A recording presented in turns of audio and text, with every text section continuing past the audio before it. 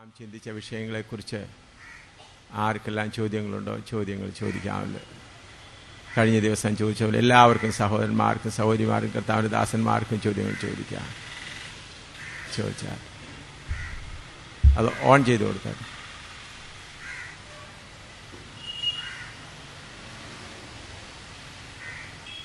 ഇന്നലെ പകല് ജഡത്തിൻ്റെതായ കാര്യങ്ങളെക്കുറിച്ച് പഠിപ്പിച്ച് ഇവിടെ ആയിത്തീർന്നു.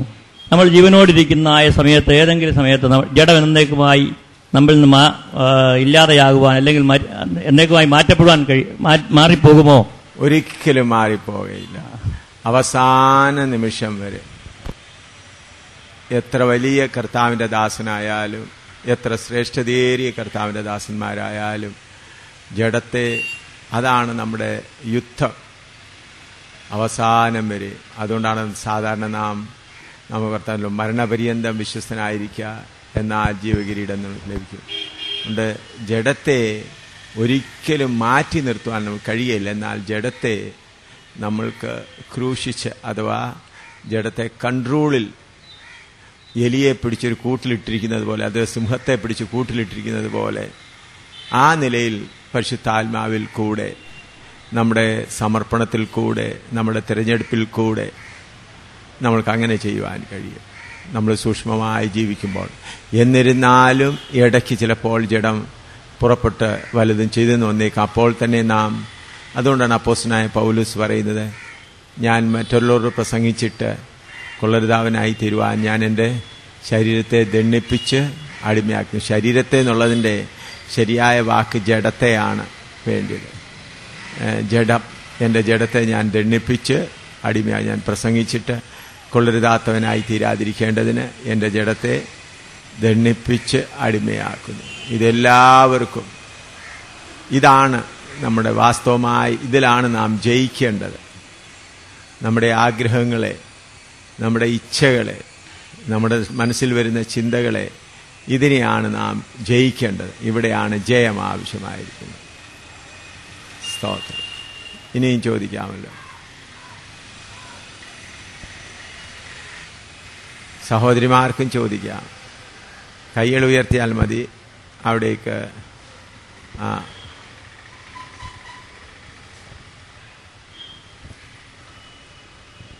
ഈ പ്രാണനെയും ആത്മാവിനെയും വേർവിടുവിക്കും വരെ തുളച്ചു ചെല്ലുന്ന വചനത്തിന്റെ ശക്തി, ആ ഭാഗം ഒന്നുകൂടെ വിശദമായിട്ട് വിശദീകരിച്ചാൽ കൊള്ളാം. പ്രാണനെയും ആത്മാവിനെയും വേർപെടുത്തുവാനുള്ള വചനത്തിനെന്ന് പറഞ്ഞാൽ, നമ്മുടെ പ്രാണനിലെപ്പോഴും സഹായമായിരിക്കുന്നത് അവൻ്റെ ഫ്ലഷ്, ജഡമാകുന്ന ശക്തിയാണ്. പ്രാണനിൽ ബുദ്ധിയുണ്ട്, ചിന്തിക്കാൻ കഴിവുണ്ട്, നിർണയം കൈവശമാക്കി നടത്തുവാൻ എപ്പോഴും പരിശ്രമിച്ചുകൊണ്ടിരിക്കും. അപ്പോൾ ആത്മാവിനെ കൈവശമാക്കുവാൻ വരുമ്പോൾ വചനത്തിൻ്റെ വാളുകൊണ്ട് അതിനെ മുറിക്കുക എന്ന് പറഞ്ഞാൽ, ദൈവത്തിൻ്റെ വചനത്തിൽ ആശ്രയിച്ചുകൊണ്ട് ഞാൻ എൻ്റെ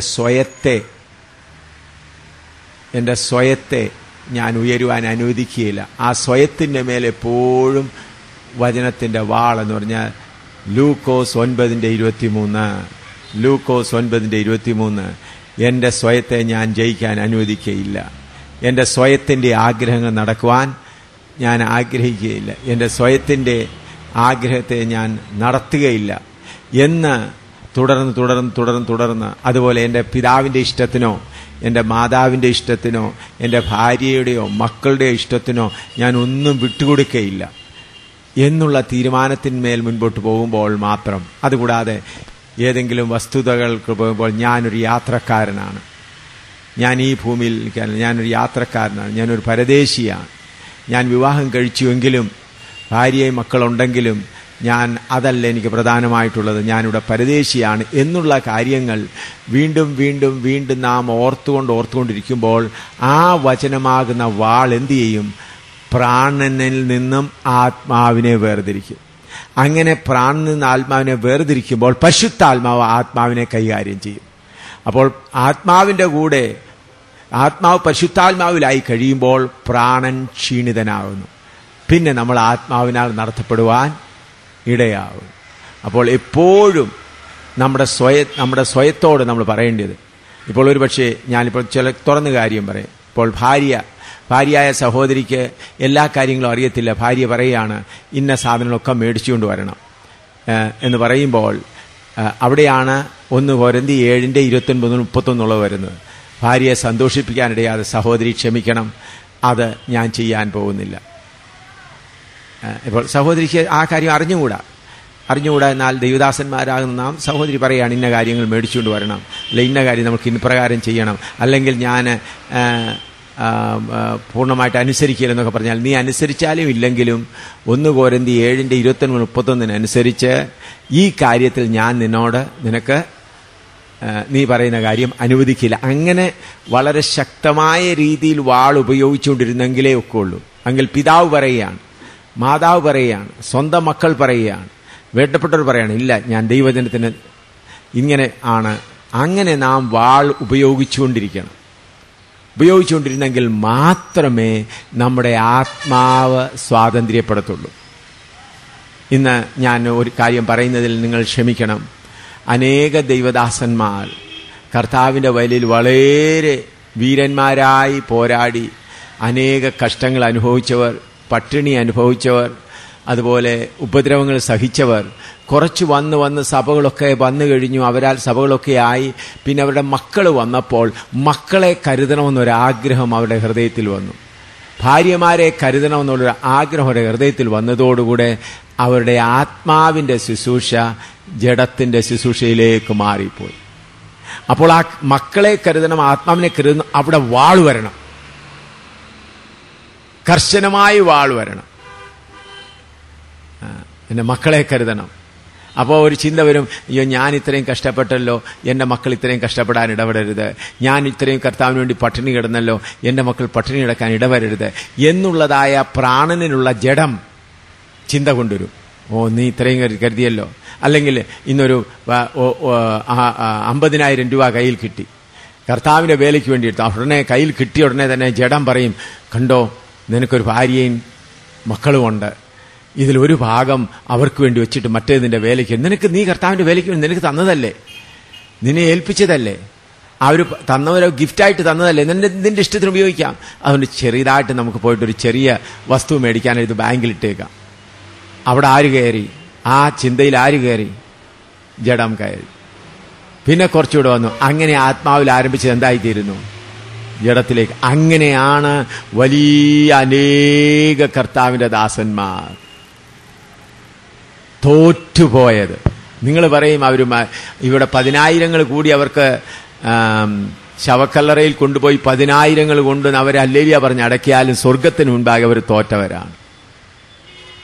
ഞാൻ പറയുമ്പോൾ നിങ്ങൾക്ക് ചിലപ്പോൾ വിഷമമുണ്ടാവും. ഞാൻ അവരുടെ ജീവിതങ്ങൾ എന്തുകൊണ്ട് ഇവർക്കിങ്ങനെ ഭവിച്ചു, ഇങ്ങനെ വളരെ ആഴമായി. ഞാൻ മിലിറ്ററിയിൽ നിന്ന് ഇറങ്ങി വരുമ്പോൾ തന്നെ ഞാൻ മിലിറ്ററിയിൽ ഓഫീസറായിട്ടിരിക്കുമ്പോൾ ഞാൻ കർത്താവെ, ഞാൻ നിന്റെ വേലയ്ക്ക് വേണ്ടി ഇറങ്ങുന്നത് യഥാർത്ഥമായി വേല ചെയ്യാനുള്ള ആഗ്രഹത്തോടുകൂടിയാണ്. നീ എന്നെ നടത്തണമേ, യഥാർത്ഥമായി നടത്തണമേ കർത്താവെ എന്നുള്ള ചിന്തയിൽ. അപ്പോൾ ഈ വലിയ കർത്താവിൻ്റെ വലിയ സഭകളെ സ്ഥാപിച്ച, സംഘടനകളെ സ്ഥാപിച്ച കർത്താവിൻ്റെ ദാസന്മാരുടെ അന്ത്യവും പൗലോസിൻ്റെ അന്ത്യവും അതുപോലെ കർത്താവായ യേശുക്രിസ്തുവിന്റെ അന്ത്യം കൂടെ നോക്കുമ്പോൾ വളരെ വ്യത്യാസം കാണും. വളരെ വളരെ വ്യത്യാസം കാണും. അത് എന്തുകൊണ്ടാണ് കർത്താവ് ഇങ്ങനെ ആയത്? അങ്ങനെ വളരെ ആഴമായി അവരുടെ ജീവിതങ്ങളെ പരിശോധിച്ച്, കുറ്റം പറയാനല്ല, ഈ കർത്താവിന് വലിയ കർത്താവിൻ്റെ ദാസന്മാർക്ക് എവിടെയാണ് തെറ്റുപറ്റിപ്പോയത്, എവിടെയാണ് അവർ തോറ്റുപോയത് എന്ന് മനസ്സിലാക്കുവാൻ നോക്കിയപ്പോൾ എനിക്ക് മനസ്സിലായി, അവർ കുറച്ചുകൂടെ പ്രായമായപ്പോൾ ഭാര്യയോടുള്ള കരുതൽ കുറച്ച് വർദ്ധിച്ചു, മക്കളോടുള്ള കരുതൽ കുറച്ച് വർദ്ധിച്ചു. ഞങ്ങൾ കഷ്ടപ്പെട്ടതുപോലെ അവരും കഷ്ടപ്പെടരുത് എന്നുള്ള ചിന്ത വന്നു. ആ ചിന്തയിൽ കൂടെ ജഡം കയറി. നമുക്കൊരു വീട് പണിതിട്ടേക്കാം, ഞാൻ പോയി കഴിഞ്ഞാൽ എൻ്റെ ഭാര്യയ്ക്ക് ഒരു പ്രയാസം കൂടാതെ ഒരു തോട്ടം ഉണ്ടാക്കി പോയേക്കാം, അല്ലെങ്കിൽ കുറച്ച് ബാങ്കിൽ കുറച്ച് പണം ഡിപ്പോസിറ്റ് ചെയ്ത് പോകാം. ഇങ്ങനെയുള്ള ചിന്തകൾ വന്നപ്പോൾ അതിൽ ജഡം പ്രവേശിച്ച് അവരെ തോൽപ്പിച്ചു കളഞ്ഞു. ഇത് പറയുന്നത് ഞാൻ ദുഃഖത്തോടാണ് പറയുന്നത്. വലിയ സഭാസ്ഥാപകന്മാർ അവരെ തോൽപ്പിച്ചു കഴിഞ്ഞു. അവരുടെ തലമുറയിലുള്ള മക്കൾ കർത്താവിൻ്റെ വചനമെടുത്ത് പേരിന് വേണ്ടി നടക്കുന്നെങ്കിലും ദൈവത്തിൻ്റെ അഭിഷേകം അവരുടെ മേലില്ല. അവർ പേര് പറഞ്ഞ് സംഘടനയുടെ പേരിൽ ഇങ്ങനെ നടക്കുന്നു, ആളുകളുടെ കൂട്ടത്തിൽ ഇങ്ങനെ ഇലക്ഷനൊക്കെ നടത്തി വോട്ടൊക്കെ കൊടുത്ത് നടക്കുന്നുവെങ്കിലും ദൈവം അവരെ തള്ളിക്കളഞ്ഞു. ആ ഒരു ഓട്ടത്തിൽ എന്തുപോയി? തോറ്റുപോയി. അതുകൊണ്ട് എപ്പോഴും അതുകൊണ്ട് എൻ്റെ ജീവിതത്തിൽ ഞാൻ ചെയ്ത് എൻ്റെ ഭാര്യയെ കൂടെ ഞാൻ പരദേശിയാക്കും. ഞാൻ സ്വന്തം വീട്ടിൽ ഞാൻ ഭാര്യയെ കൂടെ പരദേശിയാക്കും, എൻ്റെ മക്കളെ കൂടെ പരദേശിയാക്കും. ഞാൻ അവർക്ക് വേണ്ടി ഒന്നും കരുതുകയില്ല. അവരെ കൂടെ അവർക്ക് സ്വർഗത്തിലുള്ള സമ്പത്ത് മതി. ഞാൻ അവരെ പരദേശിയാക്കാണ് എൻ്റെ ഉദ്ദേശം. അവർക്ക് ഈ ലോകത്തിൽ ആശ്രയിക്കുവാൻ ഒന്നുമില്ലാതെ അതുപോലെ തന്നെ ചെയ്യുവാൻ കർത്താവിന് കൃപ നൽകി. ഞങ്ങൾക്കുണ്ടായിരുന്ന ഒരു പാർസനേജ് ഉണ്ടായിരുന്നതും കൊടുത്തിട്ട് ഞാൻ പറഞ്ഞു, ഭാര്യ ഇന്ന് സഹോദരി ഇന്ന് നീ ഇവിടെ താമസിക്കേണ്ട, നമുക്കിവിടെ താമസിക്കേണ്ട, പരദേശിയായി കർത്താവിൻ്റെ വേലയിലേക്ക് ഇറങ്ങുക, കഷ്ടപ്പെട്ട് സഹിച്ചാലും വേണ്ടിയില്ല. അങ്ങനെ ചെയ്യുവാൻ കർത്താവ് കൃപ നൽകി. അതുകൊണ്ട് ഞാൻ പ്രസംഗിക്കുന്നത് എൻ്റെ അനുഭവത്തിലാക്കിയ ശേഷമാണ്. അതിൻ്റെ ജയം എനിക്ക് മനസ്സിലാക്കിയതിൻ്റെ ശേഷം, അതിൻ്റെ രുചി എത്രയാണെന്ന് മനസ്സിലാക്കിയ ശേഷമാണ് ഞാൻ പറയുന്നത്. അതുകൊണ്ട് പ്രാണനെ, അതുകൊണ്ട് ഈ കാര്യത്തിൽ അനേക ദൈവദാസന്മാരും ദൈവമക്കളും തോറ്റുപോകുന്നുണ്ട്. നമ്മൾ അന്യരും പരദേശികളും, നമ്മൾ ഈ ലോകക്കാരല്ല എന്ന് പറഞ്ഞ്. അതുകൊണ്ടാണ് 1 പത്രോസ് 2:11 വായിച്ചാൽ, 1 പത്രോസ് 2:11.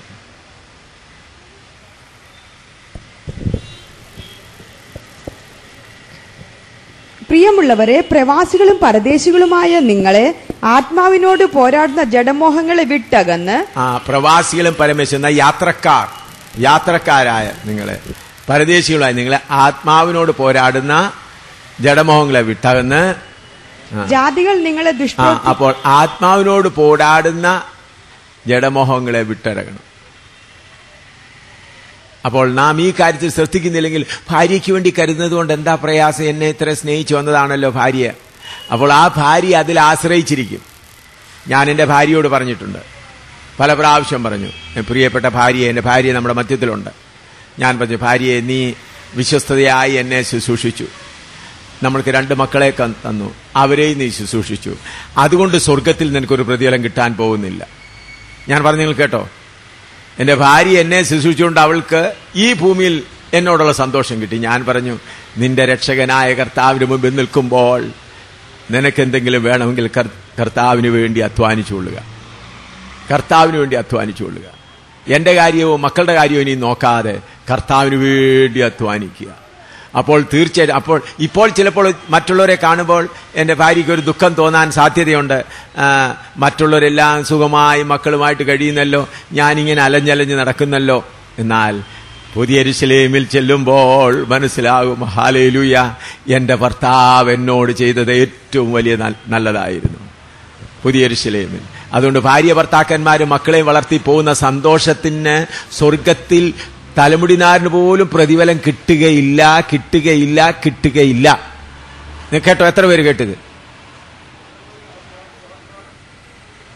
അതുകൊണ്ടാണ് കർത്താവ് പറഞ്ഞത്, ഭാര്യയോ മക്കളെയോ ഉപേക്ഷിക്കാത്തവൻ എനിക്ക് എന്താണ് യോഗ്യനല്ല. നമ്മൾ വിചാരിക്കും, എൻ്റെ ശുശ്രൂഷകനാകുന്ന എൻ്റെ ഭർത്താവിനെ ശുശ്രൂഷിച്ച് സ്നേഹിച്ച് ഞാനങ്ങ് സ്വർഗത്തിൽ ചെല്ലുമ്പോൾ എൻ്റെ ഭർത്താവിന് കൊടുക്കുന്ന എനിക്കൂടെ തരും. ഒന്നും കിട്ടത്തില്ല. ഭർത്താവിനെ സേവിച്ചതിൻ്റെ ഇവിടെ കിട്ടിയ സന്തോഷം അതല്ലാതെ. എന്നാൽ എൻ്റെ ഭർത്താവ് എൻ്റെ കർത്താവിൻ്റെ വേല ചെയ്യുന്നു, ഞാനും കർത്താവിൻ്റെ വേലയിൽ മക്കളെ നോക്കും. അതിൻ്റെ കൂടെ എനിക്കും എൻ്റെ കർത്താവിന് വേണ്ടി അധ്വാനിക്കണം, രാജ്യത്തിന് വേണ്ടി അധ്വാനിക്കണം, പരിശുദ്ധാത്മാവിന് വേണ്ടി ദൈവത്തിൻ്റെ പരിശുദ്ധാത്മാവിന് നടത്തപ്പെടണം. കാരണം അവിടെ നമ്മുടെ സ്നേഹമല്ല വെളിപ്പെടുന്ന, വചനത്തിന് മേൽ നമ്മളെ തൂക്കി നോക്കുന്നത് ഏത് വെച്ചിട്ടാണ്? പറഞ്ഞാട്ട് വചനമാണ്. വചനം വെച്ചാണ് തൂക്കുന്നത്. ഈ വചനം വെച്ചാണ് തൂക്കുന്നത്. നമ്മുടെ കേരളക്കാരുടെയോ മലയാളക്കാരുടെയോ രീതി വെച്ചല്ല തൂക്കുന്നത്. മാറ്റമില്ലാത്ത ദൈവത്തിന്റെ വചനം വെച്ചാണ് തൂക്കുന്നത്. ഈ വചനത്തിൽ വെച്ച് തൂക്കുമ്പോൾ ആര് കാണപ്പെടുന്നു അതാണ് ഓർക്കേണ്ടത്. സ്തോത്രം. അതുകൊണ്ട് പ്രാണനെയും, അതുകൊണ്ട് അനേക ദൈവമക്കൾക്ക് തെറ്റുപറ്റിയത് എന്താണ്? അവരുടെ പ്രാണനെയും ആത്മാവിനെയും അവരെന്ത് ചെയ്തില്ല? വേർപെടുത്തിയില്ല. പ്രാണനെയും ആത്മാവിനെയും തമ്മിൽ വേർപെടുത്താതെ ആത്മാവ് ഒരു കാലത്തും പരിശുദ്ധാത്മാവിന്റെ അധീനത്തിൽ വരികയില്ല. പ്രാണനെയും ആത്മാവിനെയും വേർപെടുത്തി കഴിയുമ്പോൾ, ഇപ്പൊ തന്നെ ഞാൻ എൻ്റെ ഒരു അനുഭവം പറയാം. നിങ്ങൾ ക്ഷമിക്കണം, ഞാൻ ഉദംപൂരിൽ ആയിരിക്കുമ്പോൾ ഞങ്ങൾ പല സ്ഥലങ്ങളിൽ വേറെയുണ്ടായിരുന്നു. ഒരു കർത്താവിന്റെ ദാസനിൽ കൂടെ ഒരാളിൽ കൂടെ എൻ്റെ 12,000 രൂപ ലഭിച്ചു. ആ പണം ലഭിക്കുന്നതിന് ഒരാഴ്ച മുൻപേ റിയാസിയിൽ ഉണ്ടായിരുന്ന ഞങ്ങളുടെ PT സാമുവൽ എന്ന് പറഞ്ഞ കർത്താവിന്റെ ദാസൻ വന്ന് പറഞ്ഞു, ഞങ്ങളവിടെ ഒരു സ്ഥലം മേടിച്ചു, ഒരു ഹോളൊക്കെ പണിതു. അദ്ദേഹം പറഞ്ഞു, ഈ ഹോള് ഉണ്ടെങ്കിലും വാതിൽ കട്ടള വെച്ചിട്ടുണ്ടെങ്കിലും കഥയില്ലാത്തതിനാൽ മറ്റു മൃഗങ്ങളോ പട്ടിയോ ഒക്കെ അകത്ത് കയറി വരുന്നുണ്ട്, കഥവ് വെച്ചാൽ നല്ലതായിരിക്കും എന്ന് പറഞ്ഞു. അപ്പോൾ ഞാൻ ചോദിച്ചു, സഹോദര, ആ കഥവ് വയ്ക്കുന്നതിന് എത്ര രൂപ? എല്ലാം കൂടെ പറഞ്ഞു, പണിക്കൂല കൂടെ 11,000 രൂപ വേണമെന്ന് പറഞ്ഞു. അപ്പോൾ എനിക്ക് 12,000 രൂപ ആരോ എൻ്റെ കയ്യിൽ വന്നപ്പോൾ ഞാൻ ഉടനെ കർത്താവ് ഇത് എന്ത് ചെയ്യണം? അപ്പോൾ എൻ്റെ ഹൃദയത്തിൽ പറയുന്നു, ഈ 12,000 11,000 രൂപ PT സാമുവലിന് കൊടുക്കണം. പിന്നെ 1,000 രൂപ കൊണ്ട് പാലിൻ്റെ ഇതും പിന്നെ അതുപോലെ ഇലക്ട്രിസിറ്റി എല്ലാം കൂടെ കൊടുത്തു കഴിഞ്ഞു. ഞങ്ങളുടെ പണം മുഴുവനും തീർന്നു. 3 ദിവസം വീട്ടിൽ അല്പം പോലും ആഹാരമില്ല. അത് കഴിഞ്ഞു അല്പം പോലും ചായയോ പാലോ ഒന്നുമില്ല. എൻ്റെ മകൻ, ഇവിടെ ഇരിക്കുന്നതായ മകൻ, 3-ാമത്തെ ദിവസം വൈകിട്ട് കരഞ്ഞ്, അവന് 10-13 വയസ്സുണ്ട്. അപ്പോൾ ആഹാരമില്ല, കരഞ്ഞു അവൻ്റെ നാക്ക് തൊട്ടി ആ നിലയിലായി. ഉടനെ പറഞ്ഞു, പപ്പ നാളെ ഏതെങ്കിലും ആഹാരം കിട്ടുമോ എന്ന് ചോദിച്ചു. ഞാൻ പറഞ്ഞു, കർത്താവ് അറിയുന്നു. ഞാനപ്പോൾ അവൻ മയങ്ങി കിടന്നപ്പോൾ ഞാൻ അവൻ്റെ തലയിൽ കൈവച്ച് ഇങ്ങനെ പറഞ്ഞു, കർത്താവേ, എൻ്റെ പ്രിയ മകൻ വിശപ്പുകൊണ്ട് മരിക്കുകയാണെങ്കിൽ ഞാൻ നിനക്ക് സ്തോത്രം ചെയ്യും. അഥവാ ഇവൻ ഇന്ന് രാത്രി മരിച്ചാൽ നാളെ ഇവനെ അടക്കുവാൻ എനിക്ക് കൃപ നൽകണമേ. കർത്താവേ, എനിക്ക് ജമ്മു കാശ്മീരിൽ ധാരാളം ആത്മാക്കളെ നൽകണമേ. അതേ പട്ടണത്തിൽ ഞാൻ ഓഫീസറായി, ഗസറ്റഡ് ഓഫീസ് ക്യാപ്റ്റനായി നടന്നു. വണ്ടിയിലും എൻ്റെ മക്കളെല്ലാം കാറിലെല്ലാം സുഖമായി യാത്ര ചെയ്ത് വളരെ സന്തോഷമായി ബംഗ്ലാവിൽ നല്ല സന്തോഷമായി ജീവിച്ചവരാണ്. അവിടെ നിന്നാണ് ഞങ്ങൾ അതേ പട്ടണത്തിലാണ്. അപ്പോൾ 3 ദിവസം ഒരാഹാരവുമില്ല, ഒന്നുമില്ല. 4-ാമത്തെ ദിവസം വെളുപ്പിന് അവിടുന്ന് ഒരു 4 കിലോമീറ്റർ ദൂരെയുള്ളതായ ഒരു ബ്രാഹ്മണൻ പൂജാരി വെളുപ്പിന് 4 മണിക്ക് അരിയും വെജിറ്റബിളും ഗോതമ്പൊക്കെ കൊണ്ടുവന്നു. അതുകൊണ്ട് അവൻ ആഹാരം കൊടുക്കുവാനിടയായി. അതിൻ്റെ ഒരു ദിവസം കഴിഞ്ഞ് PT സാമുവൽ വന്നു. PT സാമുവൽ വന്നപ്പോൾ ഞാൻ എടുത്തു വെച്ചിരുന്ന 11,000 രൂപ അദ്ദേഹത്തിന്റെ കയ്യിൽ കൊടുത്തു. അപ്പോൾ 11,000 രൂപ എൻ്റെ കയ്യിൽ ഇരിക്കെയാണ് ഞാൻ എന്ത് ചെയ്തത്? അൽമാരിയിൽ 11,000 രൂപ വെച്ചിരിക്കെയാണ് എൻ്റെ മകൻ പട്ടിണി കിടന്ന് മരിക്കാൻ ഇതിനും അതിൽ 1 രൂപ പോലും എടുത്തില്ല. ആരും എന്നോട് പറഞ്ഞില്ല ഈ 12,000 രൂപ കർത്താവിന്റെ വേലയ്ക്ക് വേണ്ടി തന്നതാ, PT സാമുവലിന് കൊടുക്കണമെന്ന് ആരും പറഞ്ഞില്ല. ആ 11,000 രൂപ അവിടെ ഷെയ്ഫിൽ അവിടെ ഇരിപ്പുണ്ട്. ഞാനത് കർത്താവിന്റെ എന്നെ ഏൽപ്പിച്ചത് PT സാമുവൽ അങ്ങനെ അറിയത്തുപോലുമില്ല. PT സാമുവലിന് പണം കിട്ടുമെന്ന് വിചാരിച്ചു വന്നതല്ല. PT സാമുവൽ വന്നപ്പോൾ ഞാൻ പറഞ്ഞു, സഹോദര, നിനക്ക് വേണ്ടി ദൈവം ക്രമീകരിച്ചിട്ടുണ്ട്, 11,000 രൂപ കൊണ്ടുപോയിക്കും. അതാണ് സമർപ്പണമെന്ന് പറയുന്നത്. എനിക്ക് ആ 11,000 രൂപ 500 രൂപ എടുത്തിട്ട് കർത്താവെ പിന്നെ കൊണ്ട് കൊടുത്താൽ മതിയല്ലോ എന്ന് പറയാം. ആത്മാവും പ്രാണനും കൂടെ വേർപെടുത്തുന്ന അവിടെയാണ്. അങ്ങനെ നമ്മൾ കർശനമായി വചനമാകുന്ന വാൾ ഉപയോഗിച്ച് ആത്മാവും പ്രാണനുമായി എന്ത് ചെയ്യണം? വേർപെടുത്തണം. കുഞ്ഞ് മരിച്ചാലും സാരമില്ല, സമർപ്പിച്ചിരിക്കുകയാണ് മരണത്തിന് വേണ്ടി. അങ്ങനെ ചെയ്തെങ്കിലേ എന്താവുള്ളൂ? ആത്മാവും പ്രാണനും കൂടെ വരുള്ളൂ. ഞാൻ ഈ പ്രസംഗിക്കുന്നത് മറ്റവരുടെ കടമെടുത്തല്ല, എൻ്റെ സ്വന്തം ജീവിതത്തിൽ ഇത് ഭക്ഷിച്ച് അനുഭവിച്ച് ഇതിന്റെ ബലം എന്താണെന്ന് നല്ലോണം അറിഞ്ഞ ശേഷമാണ് ഈ പറയുന്നത്. ആത്മാവും പ്രാണനും കൂടെ വേർപെടുത്തണം. അങ്ങനെ അനേക കാര്യങ്ങൾ പറയുവാനുണ്ട്. അങ്ങനെ നമ്മൾ ആത്മാവും പ്രാണനും കൂടെ വേർപെടുത്തിയെങ്കിൽ മാത്രമേ എന്താകുകയുള്ളൂ. ഇപ്പൊ ഞാൻ ഇവിടെ കോട്ടയത്ത്, നിങ്ങൾക്ക് അടുത്തതാണ് കോട്ടയത്ത് ഞാനിവിടെ യോഗങ്ങൾ നടത്താൻ വന്നപ്പോൾ അന്തർജനം സഹോദരിയും പുള്ളിക്കാരന്റെ ഭർത്താവും കൂടെ വന്ന് എന്നെ അവരുടെ വീട്ടിൽ ചായ കുടിക്കാനായിട്ട് വിളിച്ചു. ഞാനും ടീമെല്ലാം 10-40 പേരുണ്ട്. അവിടെ ചായ കുടിക്കാൻ ചെന്നപ്പോൾ അവരെ വീടിലെല്ലാം ഫ്രിഡ്ജിലും അതുപോലെ ഇതെല്ലാത്തിനും മറാനാഥ എഴുതി വെച്ച് ചായ കഴിഞ്ഞ് 4 മണിക്കാണ് ചായ കഴിഞ്ഞപ്പോൾ അവർ പറഞ്ഞു, ഈ കടലാസ് വന്ന് സൈൻ ചെയ്യണമെന്ന്. ഞാൻ പറഞ്ഞു, എന്താണ് എന്ന് പറഞ്ഞു. ഈ വീടും ഇതിന് ഉപകരണങ്ങളെല്ലാം നിങ്ങൾക്ക് വേണ്ടി തരാൻ ദൈവത്തിന്റെ ആത്മാവ് ഞങ്ങളോട് പറഞ്ഞു. ഇനി നിങ്ങളുടെ ഒരു ഓഫീസ് പോലെ ഇതോ ഇവിടെ ഈ സ്ഥലം അങ്ങ് സ്വീകരിക്കണം. അപ്പൊ നിങ്ങളിവിടെ, അവർക്ക് മക്കളില്ല, ഞങ്ങൾക്ക് അവിടെ താഴെ വസ്തുവെല്ലാം തന്നെ താഴെ 2 മുറിയിൽ 1 മുറി ഒരു അടുക്കളയുണ്ട്, ഞങ്ങൾക്ക് അത് മതി, ഞങ്ങൾ അവിടെ താമസിച്ചോളാം. അപ്പോൾ കോടതിയിൽ നിന്ന് 2 പേരെ സാക്ഷിക്കായിട്ട് കോടതിയിൽ നിന്നും കൊണ്ടുവന്നിട്ടുണ്ട്. അപ്പൊ കടലാസ് ആധാരമെല്ലാം എഴുതി കൊണ്ടുവന്നിരിക്കുക. എന്നോട് പറഞ്ഞു ഇതിലൊന്ന് സൈൻ ചെയ്യണമെന്ന് പറഞ്ഞു. ഇവിടെ കോട്ടയത്ത്, നിങ്ങൾക്ക് അടുത്ത കോട്ടയത്തെ കാര്യമാണ് പറയുന്നത്. ഞാൻ പറഞ്ഞു സഹോദര സഹോദരി, കർത്താവ് എന്നോട് പറഞ്ഞില്ല. അവർ കരഞ്ഞു. അപ്പൊ ഞങ്ങളോട് പറഞ്ഞത് ദൈവാത്മാവല്ലയോ? നിങ്ങളോട് ദൈവാത്മാവ് പറഞ്ഞോ ഇല്ലയോ എന്ന് എനിക്കറിഞ്ഞൂടാ, പക്ഷെ എന്നോട് കർത്താവ് പറഞ്ഞില്ല, ഞാനിത് സ്വീകരിക്കുകയില്ല. അവർക്ക് വളരെ നിരാശ തോന്നി. ചെറിയ നിരാശയല്ല, വളരെ നിരാശ തോന്നി. അതുപോലെ നിങ്ങൾക്ക് എല്ലാവർക്കും അറിയാവുന്ന അന്നമ്മ മാമൻ, നമ്മുടെ ലോകമാം ഗംഭീര വാരതിയിൽ ആ കൊച്ചമ്മ, ഞാൻ കൊച്ചമ്മ എന്നാണ് വിളിക്കുന്നത്. എന്നെ ബേബിക്കുട്ടി എന്ന് വിളിക്കും, ശ്യാമൽ കുട്ടി എന്ന് വിളിക്കും. എന്നെ ചെറുപ്പകാലം മുതലേ അറിയാവുന്നത് കൊണ്ട്. പുള്ളിക്കാരത്തി പറഞ്ഞു, ഞാൻ തിരുവല്ല യോഗ നടത്തിക്കൊണ്ടിരിക്കുമ്പോൾ എന്നോട് പറഞ്ഞു, ഈ എന്റെ വസ്തുവും 2-3 കെട്ടിടവും ഇതെല്ലാം നിനക്ക് തരണം, നിങ്ങളുടെ ഓഫീസായിട്ട്, നിങ്ങളുടെ താമസത്തിനായിട്ട് ചെയ്യണം. ദൈവം എന്നോട് പറഞ്ഞു, നീ വിശ്വസ്തനായ കർത്താവിന്റെ വേലക്കാരനാണെന്ന് എനിക്ക് മനസ്സിലായി. അതുകൊണ്ട് ഞാൻ പറഞ്ഞു, കൊച്ചമ്മയെ പ്രാർത്ഥിക്കാം കർത്താവിന്റെ ഇതൊരു തിങ്കളാഴ്ച വൈകിട്ടാണ് പറയുന്നത്. ബുധനാഴ്ച വന്നിട്ട് ചോദിച്ചു, എന്താ ശ്യാമലുകുട്ടി, എന്താ തീരുമാനിച്ചോ? ഞാൻ പറഞ്ഞു പ്രാർത്ഥിക്കാം. ഞാൻ അതുവരെ പ്രാർത്ഥിക്കാൻ എനിക്ക് സമയം കിട്ടിയില്ല, ഞാൻ പ്രാർത്ഥിച്ചുമില്ല. വെള്ളിയാഴ്ച വീണ്ടും ചോദിച്ചു. ഞാൻ പറഞ്ഞു കൊച്ചമ്മയെ സമയമില്ല. ശനിയാഴ്ച ഞങ്ങളെല്ലാം കൂടെ കാപ്പി കുടിക്കാനായിട്ട് അവിടെ വിളിച്ചു 4 മണിക്ക്. ഞങ്ങളെല്ലാം കൂടെ ഞാൻ പറഞ്ഞു, ഇത് നിങ്ങൾക്ക് വീട് പോലെ ആക്കാൻ, തെങ്ങും അതും എല്ലാം ഉണ്ട്, നല്ല സൗകര്യമുണ്ട്, റോഡറിയിലാണ്, നല്ല സൗകര്യമുള്ളതാണ്. വീടുകൾ 3 വീടുണ്ട്, അതിലേതൊന്നും ഇതായിട്ടോ ഓഫീസായിട്ട് എടുത്തോ. അപ്പം ശനിയാഴ്ച നാളെ രാവിലെ എന്നോട് ഞാൻ പറഞ്ഞു, കൊച്ചമ്മയെ പരദേശിയായിരിക്കാനാ കർത്താവ് എന്നോട് പറഞ്ഞത്, ഞാനിതൊന്നും സ്വീകരിക്കില്ല. അപ്പോൾ എന്നോട് പറഞ്ഞു ദുഷ്ടാത്മാവാണോ?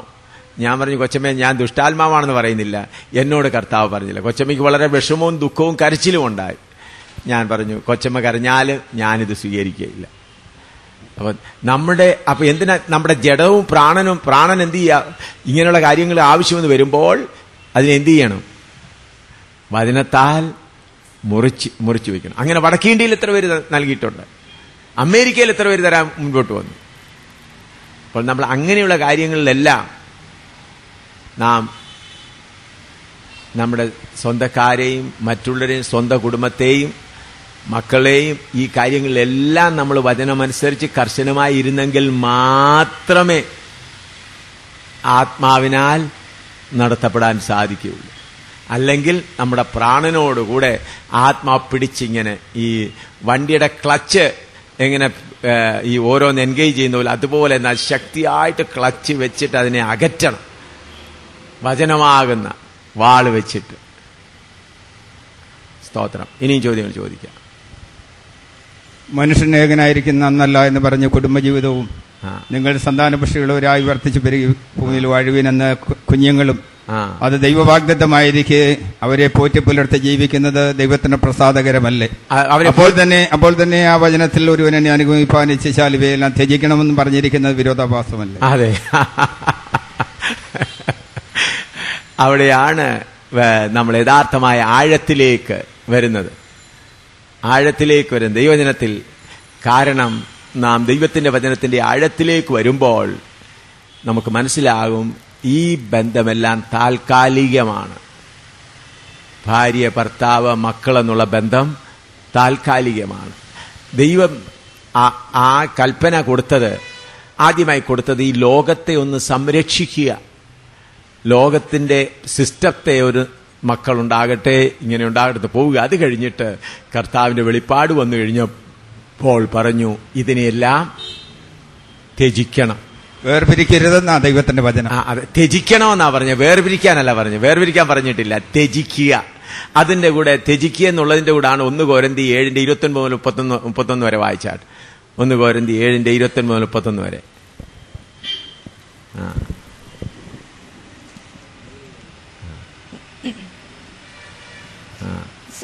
എന്നാൽ സഹോദരന്മാരെ, ഇതൊന്നും ഞാൻ പറയുന്നു, കാലം ചുരുങ്ങിയിരിക്കുന്നു. ഇനി ഭാര്യമാരുള്ളവർ ഇല്ലാത്തവരെ പോലെയും കരയുന്നവർ കരയാത്തവരെ പോലെയും സന്തോഷിക്കുന്നവർ സന്തോഷിക്കാത്തവരെ പോലെയും വിലയ്ക്ക് വാങ്ങുന്നവർ കൈവശമാക്കാത്തവരെ പോലെയും ലോകത്തെ അനുഭവിക്കുന്നവർ അത് അനുഭവിക്കാത്തവരെ പോലെയും ആയിരിക്കണം. അവിടെ അപ്പോസ്തലനായ പൗലോസ് കാലം ചുരുങ്ങി, ഏകദേശം 2000 വർഷത്തിന് മുൻപ് പറഞ്ഞ് കാലം ചുരുങ്ങിയിരിക്കുന്നു. ഇന്ന് പൗലോസ് ജീവിച്ചിരിക്കുകയാണ്, എന്ത് പറയും? കാലം ഇനി ഒട്ടുമില്ല. അപ്പോൾ അവിടെ പറഞ്ഞിരിക്കുന്നതിന് കർത്താവ് പറഞ്ഞു ത്യജിക്കാത്തവൻ, ഹെയ്റ്റ്, അതിന്റെ ശരിയായ വേർച്ചില് വെറുക്കുക, ഡിസ്പൈസ്, ഡെസിസ്റ്റ്, വെറുക്കുക എന്നതിന്റെ അർത്ഥം നമ്മുടെയും ഭാര്യയുടെയും മക്കളുടെയും മധ്യത്തിൽ ക്രിസ്തു വരണം. ഭാര്യയുടെയും മക്കളുടെയും മധ്യത്തിൽ ആര് വരണം? നമ്മുടെ ആത്മാവിനോട് പ്രാണന്റെയും മധ്യത്തിൽ ക്രിസ്തു വരണം. ക്രിസ്തു കഴിഞ്ഞിട്ട് മാത്രമേ ഭാര്യയോ മക്കളോ വരാൻ പാടുള്ളൂ. ആ ഒരു രീതിയിലായിരിക്കണം നമ്മുടെ മധ്യത്തിൽ, ഭാര്യയുടെയും നമ്മുടെയും മധ്യത്തിൽ ക്രിസ്തു, ക്രിസ്തുവിൽ കൂടെയുള്ള ബന്ധം ആ നിലയിലായിത്തീരണം. എങ്കിൽ മാത്രമേ, ഇപ്പോൾ എനിക്ക് ഭാര്യയുണ്ട്, എൻ്റെ ഭാര്യ ഇവിടെ ഉണ്ട്. ഇതിനു മുൻപ് എൻ്റെ ഭാര്യയോടുള്ള സ്നേഹം എന്ന് പറഞ്ഞാൽ ഞാൻ എന്തെങ്കിലും ചെയ്താൽ എനിക്ക് നല്ലവണ്ണം ആഹാരം ഉണ്ടാക്കി തരും, അത് നല്ലപോലെ ചെയ്തില്ലെങ്കിൽ എനിക്ക് വെറുപ്പ് തോന്നുമായിരുന്നു, അല്ലെങ്കിൽ കോപം വരുമായിരുന്നു. എന്നാൽ അത് ഭാര്യ ഭർത്താവിന്റെ സ്നേഹം. എന്നാൽ അത് മാറി ദൈവസ്നേഹം വന്നു കഴിയുമ്പോൾ ഭാര്യയ്ക്ക് അതിങ്ങനെ ചെയ്യുവാൻ കഴിവില്ലെങ്കിലും കരുതി പോവുക, സ്നേഹിച്ചു പോവുക, ദൈവസ്നേഹത്താൽ നടത്തുക, ദൈവസ്നേഹത്താൽ. അപ്പോൾ ദൈവസ്നേഹത്താൽ എന്ന് പറയുമ്പോൾ ഭാര്യയുണ്ട്, ഒരു 4 സഹോദരിമാരുണ്ട്, അല്ലെങ്കിൽ മറ്റ് വിശ്വാസികളുണ്ട്. അപ്പോൾ എൻ്റെ ഒരു മാങ്ങ കിട്ടിയ ഉടനെ ശരി ആ മാങ്ങ മുഴുവനും മുഴിച്ച് എൻ്റെ ഭാര്യയ്ക്കും കൊടുക്കാം, അങ്ങനെയല്ല. ഒരു മാങ്ങ ഉണ്ടെങ്കിൽ 5 പേരുണ്ടെങ്കിൽ 5 പേരും തുല്യമായി കഴിക്കട്ടെ. ഒരു ബ്രെഡ് കിട്ടിയെങ്കിൽ 5 പേരും കഴിക്കട്ടെ. അല്ലെങ്കിൽ എന്ത് ചെയ്യും? ഭാര്യയെ തനിയെ വിളിച്ചുകൊണ്ട് പോയി നീ കൂടുതൽ കഴിച്ചോ, മറ്റവർക്ക് ഞാൻ ഇത്രയും കൊടുക്കാം, അങ്ങനെയല്ല. ക്രിസ്തുവിന്റെ ശരീരത്തിന്റെ അംഗമായി തീരുന്ന ആ ശ്രേഷ്ഠമേറിയ അനുഭവം, ആ സ്നേഹം നിത്യമായ സ്നേഹമാണ്. അത് ഭാര്യ ഭർത്താക്കന്മാരേക്കുള്ള സ്നേഹത്തെക്കാൾ, മക്കളോടുള്ള സ്നേഹത്തെക്കാൾ ക്രിസ്തുവിൽ കൂടെയുള്ള സ്നേഹം, നിത്യമായ കളങ്കമില്ലാത്ത സ്നേഹം, ആ ബന്ധത്തിലേക്ക് വരുവാനിടയാവും. ഞങ്ങൾക്കങ്ങനെ അനുഭവിക്കാൻ കഴിയുന്നു. അതുകൊണ്ട് ആ സ്വയമായുള്ള ഭാര്യ ഭർത്താവ് എന്നുള്ള സ്നേഹത്തെക്കാൾ ക്രിസ്തുവിൽ കൂടാവുമ്പോൾ നിത്യമായ സ്നേഹം. അവരെതിർത്ത് പറഞ്ഞാലും, അവർ കുറ്റം പറഞ്ഞാലും, അല്ലെങ്കിൽ അവരിൽ എന്തെങ്കിലും തെറ്റു വന്നാലും അവരെ സ്നേഹിച്ച് നിലനിർത്തണമെന്നുള്ളതാണ്. അതാണ് ആഴമായ സ്നേഹം. അപ്പോൾ ആ സാധാരണ ഭാര്യ ഭർത്താക്കന്മാരുടെ സ്നേഹം മാറി ദൈവസ്നേഹമകത്തേക്ക് വരുന്നു, മക്കളിലേക്ക് ദൈവസ്നേഹം വരുന്നു. അത് നിത്യമായ സ്നേഹം, അത് വേർപെടാത്ത സ്നേഹം, അത് വിശുദ്ധമായ സ്നേഹം. അതിൽ ആ സ്നേഹത്തിൽ വരുമ്പോൾ ഭാര്യയ്ക്കും മക്കൾക്കും വേണ്ടി മാത്രമല്ല, അതുപോലെയുള്ള ഇപ്പം 2 ബിസ്ക്കറ്റ് കിട്ടിയപ്പോൾ എൻ്റെ കൊച്ചുമകൻ ഇവിടെ ഇരിക്കുന്നു, അതിലൂടെ വേറെ 3 കൊച്ചു വിശന്നുണ്ടെങ്കിൽ കുഞ്ഞുങ്ങളെ വാ നമുക്ക് ഒന്നിച്ച് കഴിക്കാം. അങ്ങനെയാണ്, അതാണ് ആദിമകാലത്തെ വിശുദ്ധന്മാരെ അനുഭവിച്ചിരുന്നത്. ഒരു ശരീരം, ഒരു മനസ്സ്, ഒരു ഹൃദയം. ആ സ്നേഹത്തിലേക്ക് വരുവാനിടയാവും. അപ്പോൾ ശ്രേഷ്ഠമായി തരുവാനാണ് കർത്താവ് പറഞ്ഞത്. എന്ത് പറഞ്ഞത്? ഭാര്യയെ എന്ത് ചെയ്യുക? നമ്മുടെ അവരോടുള്ളതായ ജഡത്തിൽ കൂടെയുള്ളതായ അറ്റാച്ച്മെന്റ് മാറി വാസ്തവമായി നിർമ്മലമായ സ്നേഹം, ആ സ്നേഹത്തിലേക്ക് വരുവാനിടയാവും. അവരെ വേർപിരിക്കുകയല്ല, പിന്നെയോ ഈ മാനുഷ്യ സ്വഭാവം മാറി യഥാർത്ഥ സ്നേഹത്താൽ ബന്ധിക്കപ്പെടുകയാണ്. അല്ലാതെ അവരെ വീട്ടിൽ നിന്ന് പറഞ്ഞു വിടുകയല്ല. ആ യഥാർത്ഥ സ്നേഹം വരുന്നു. പിന്നെ അവർ തെറ്റിയെന്നല്ല പിന്നെ ചോദ്യം. മറ്റേതാണെങ്കിൽ ഭാര്യ ഇങ്ങനെ ചെയ്തു, ഭർത്താവ് ഇങ്ങനെ ചെയ്യും. ഭാര്യ ചെയ്യുന്നതിന് പ്രതികരിച്ചിരിക്കും, റെസിപ്രോക്കേറ്റ്. എങ്ങനെയാ അവർ ചെയ്യുന്നത് അതിനനുസരിച്ച്. എന്നാൽ ക്രിസ്തുവിന്റെ സ്നേഹം വന്നു കഴിഞ്ഞാൽ റെസിപ്രോക്കേറ്റിൽ അവരെന്ത് ചെയ്യുക എന്നല്ല, നമ്മൾ അവരെ സ്നേഹിക്കുക. എന്നാൽ അവരെ മാത്രം സ്നേഹിക്കുകയല്ല, അവിടെയുണ്ട് അവരെ മാത്രം സ്നേഹിക്കുക. അവരെ മാത്രം സ്നേഹിക്കുന്നതാണ് സെൽഫിഷ് ലവ്. അവരെ മാത്രം സ്നേഹിക്കുക, സെൽഫിഷായി. ക്രിസ്തുവിന്റെ ശരീരത്തോടുള്ള സ്നേഹം. അപ്പോൾ ശ്രേഷ്ഠമായത് കർത്താവ് നൽകിയിട്ടാണ് പറഞ്ഞത്, ഈ താൽക്കാലികമായതിനെ എന്ത് ചെയ്യുക? വെറുക്കുക. സ്തോത്രം. ഇനി ചോദിക്കാമല്ലോ. രക്ഷ എന്നുള്ളത് ലോകസ്ഥാപനത്തിന് മുൻപേ ഉള്ളതായ മുൻനിർണയവും നിയമനവുമായിരിക്കെ രക്ഷിക്കപ്പെടാത്തവർ അവരാണോ അതിന്റെ കാരണക്കാര്? ദൈവം അവരെ മുൻ കണ്ടിട്ടില്ല, തെരഞ്ഞെടുത്തിട്ടില്ല, അതല്ലേ അതിന്റെ കാരണം? അല്ല. കാരണം ദൈവം ഈ മുൻനിർണയിച്ചത് ആരെന്ന് ദൈവത്തിന്റെ സർവജ്ഞാനത്തിനനുസരിച്ച് ദൈവത്തിന് അറിയാം ആരൊക്കെ വരുമെന്ന്. എന്നാൽ ആ കാര്യം നമ്മളോട് പറഞ്ഞിട്ടില്ല. നമ്മളോട് പറയാത്ത സകലരോട് നമ്മൾ എല്ലാ വാതിലും ചെന്ന് തട്ടുകയാണ്. ദൈവത്തിന്റെ മുൻനിർണയപ്രകാരം അറിയാൻ ആര് വരും? മുൻനിർണയമല്ല, ദൈവത്തിന്റെ ജ്ഞാനത്തിൻ പ്രകാരം, ദൈവത്തിന്റെ ജ്ഞാനത്തിൻ പ്രകാരം, അറിവിൻ പ്രകാരം ദൈവത്തിനറിയാം ആരൊക്കെ വരും, എത്ര പേര് വരും, അവരെ നിർണയിച്ചും ഇരിക്കുകയാണ്. എന്നാൽ നമുക്ക് ആ കാര്യം അറിയിക്കാതെ നാം എല്ലാ വാതിലും ചെന്ന് മുട്ടിക്കൊണ്ടിരിക്കുകയാണ്, എല്ലാവരോടും സുവിശേഷം പറഞ്ഞുകൊണ്ടിരിക്കുകയാണ്. അതുകൊണ്ട് കർത്താവിന്റെ സന്നിധിയിൽ നിൽക്കുമ്പോൾ ഒരുത്തരും പറയാനൊക്കുകയില്ല, കർത്താവെ എനിക്ക് നീ എന്നെ മുൻനിർണയിച്ചില്ല, അതുകൊണ്ടാണ് ഞാൻ വരാഞ്ഞത്. ഇല്ല, എല്ലാവർക്കും ദൈവം അവസരം കൊടുക്കുന്നു. അതേസമയം നമുക്കും ആ അവസരം കർത്താവ് പറഞ്ഞിരുന്നില്ലേ, ചെറിയ വീട്ടിലെ മത്തായിച്ചനോട് പോയി പറ, അല്ലെങ്കിൽ ഇന്നാരോട് പറ, മറ്റാരോടും പറയേണ്ട എന്ന് പറഞ്ഞായിരുന്നെങ്കിൽ അവർക്ക് ദൈവത്തിന്റെ സന്നിധിയിൽ വന്നിട്ട് പറയാൻ കഴിയുമായിരുന്നു, ഞങ്ങളോട് ദൈവം പക്ഷാഭേദം കാണിച്ചു. നമ്മളെ ദൈവം അറിയിക്കാതെ എല്ലാ പട്ടണങ്ങളിലും എല്ലാ സ്ഥലങ്ങളിലും അടികൊണ്ട് നിന്ന സഹിച്ചും പട്ടിണി സഹിച്ചും രാത്രിയിലാണെങ്കിലും മഴയാണെങ്കിലും നമുക്ക് അവർക്ക് വേണ്ടി കരഞ്ഞുകൊണ്ടും നാം അവരവരുടെ വീടുകളിൽ ചെന്ന് അല്ലെ അവരുടെ മുമ്പിൽ നിന്ന് കർത്താവിനെ കൊണ്ട് പറഞ്ഞുകൊണ്ടിരിക്കുകയാണ്.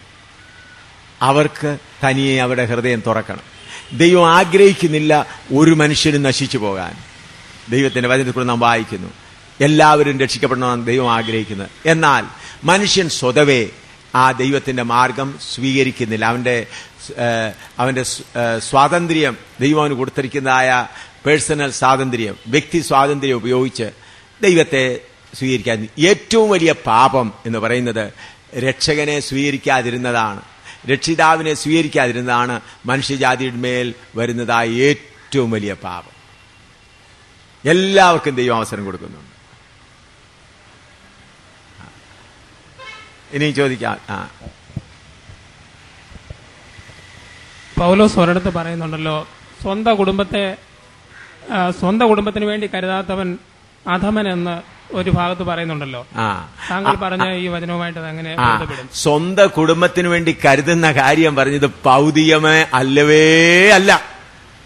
ആ ഭാഗം നല്ലവണ്ണം വായിച്ചു നോക്കിയാൽ സ്വന്തം കുടുംബത്തിന് വേണ്ടി കരുതാത്തവൻ ദൈവസഭയെ എങ്ങനെ എത്തും? ദൈവസഭയ്ക്കുള്ളത് നമ്മൾ ഭൗതികമാണോ കൊടുക്കുന്നത്?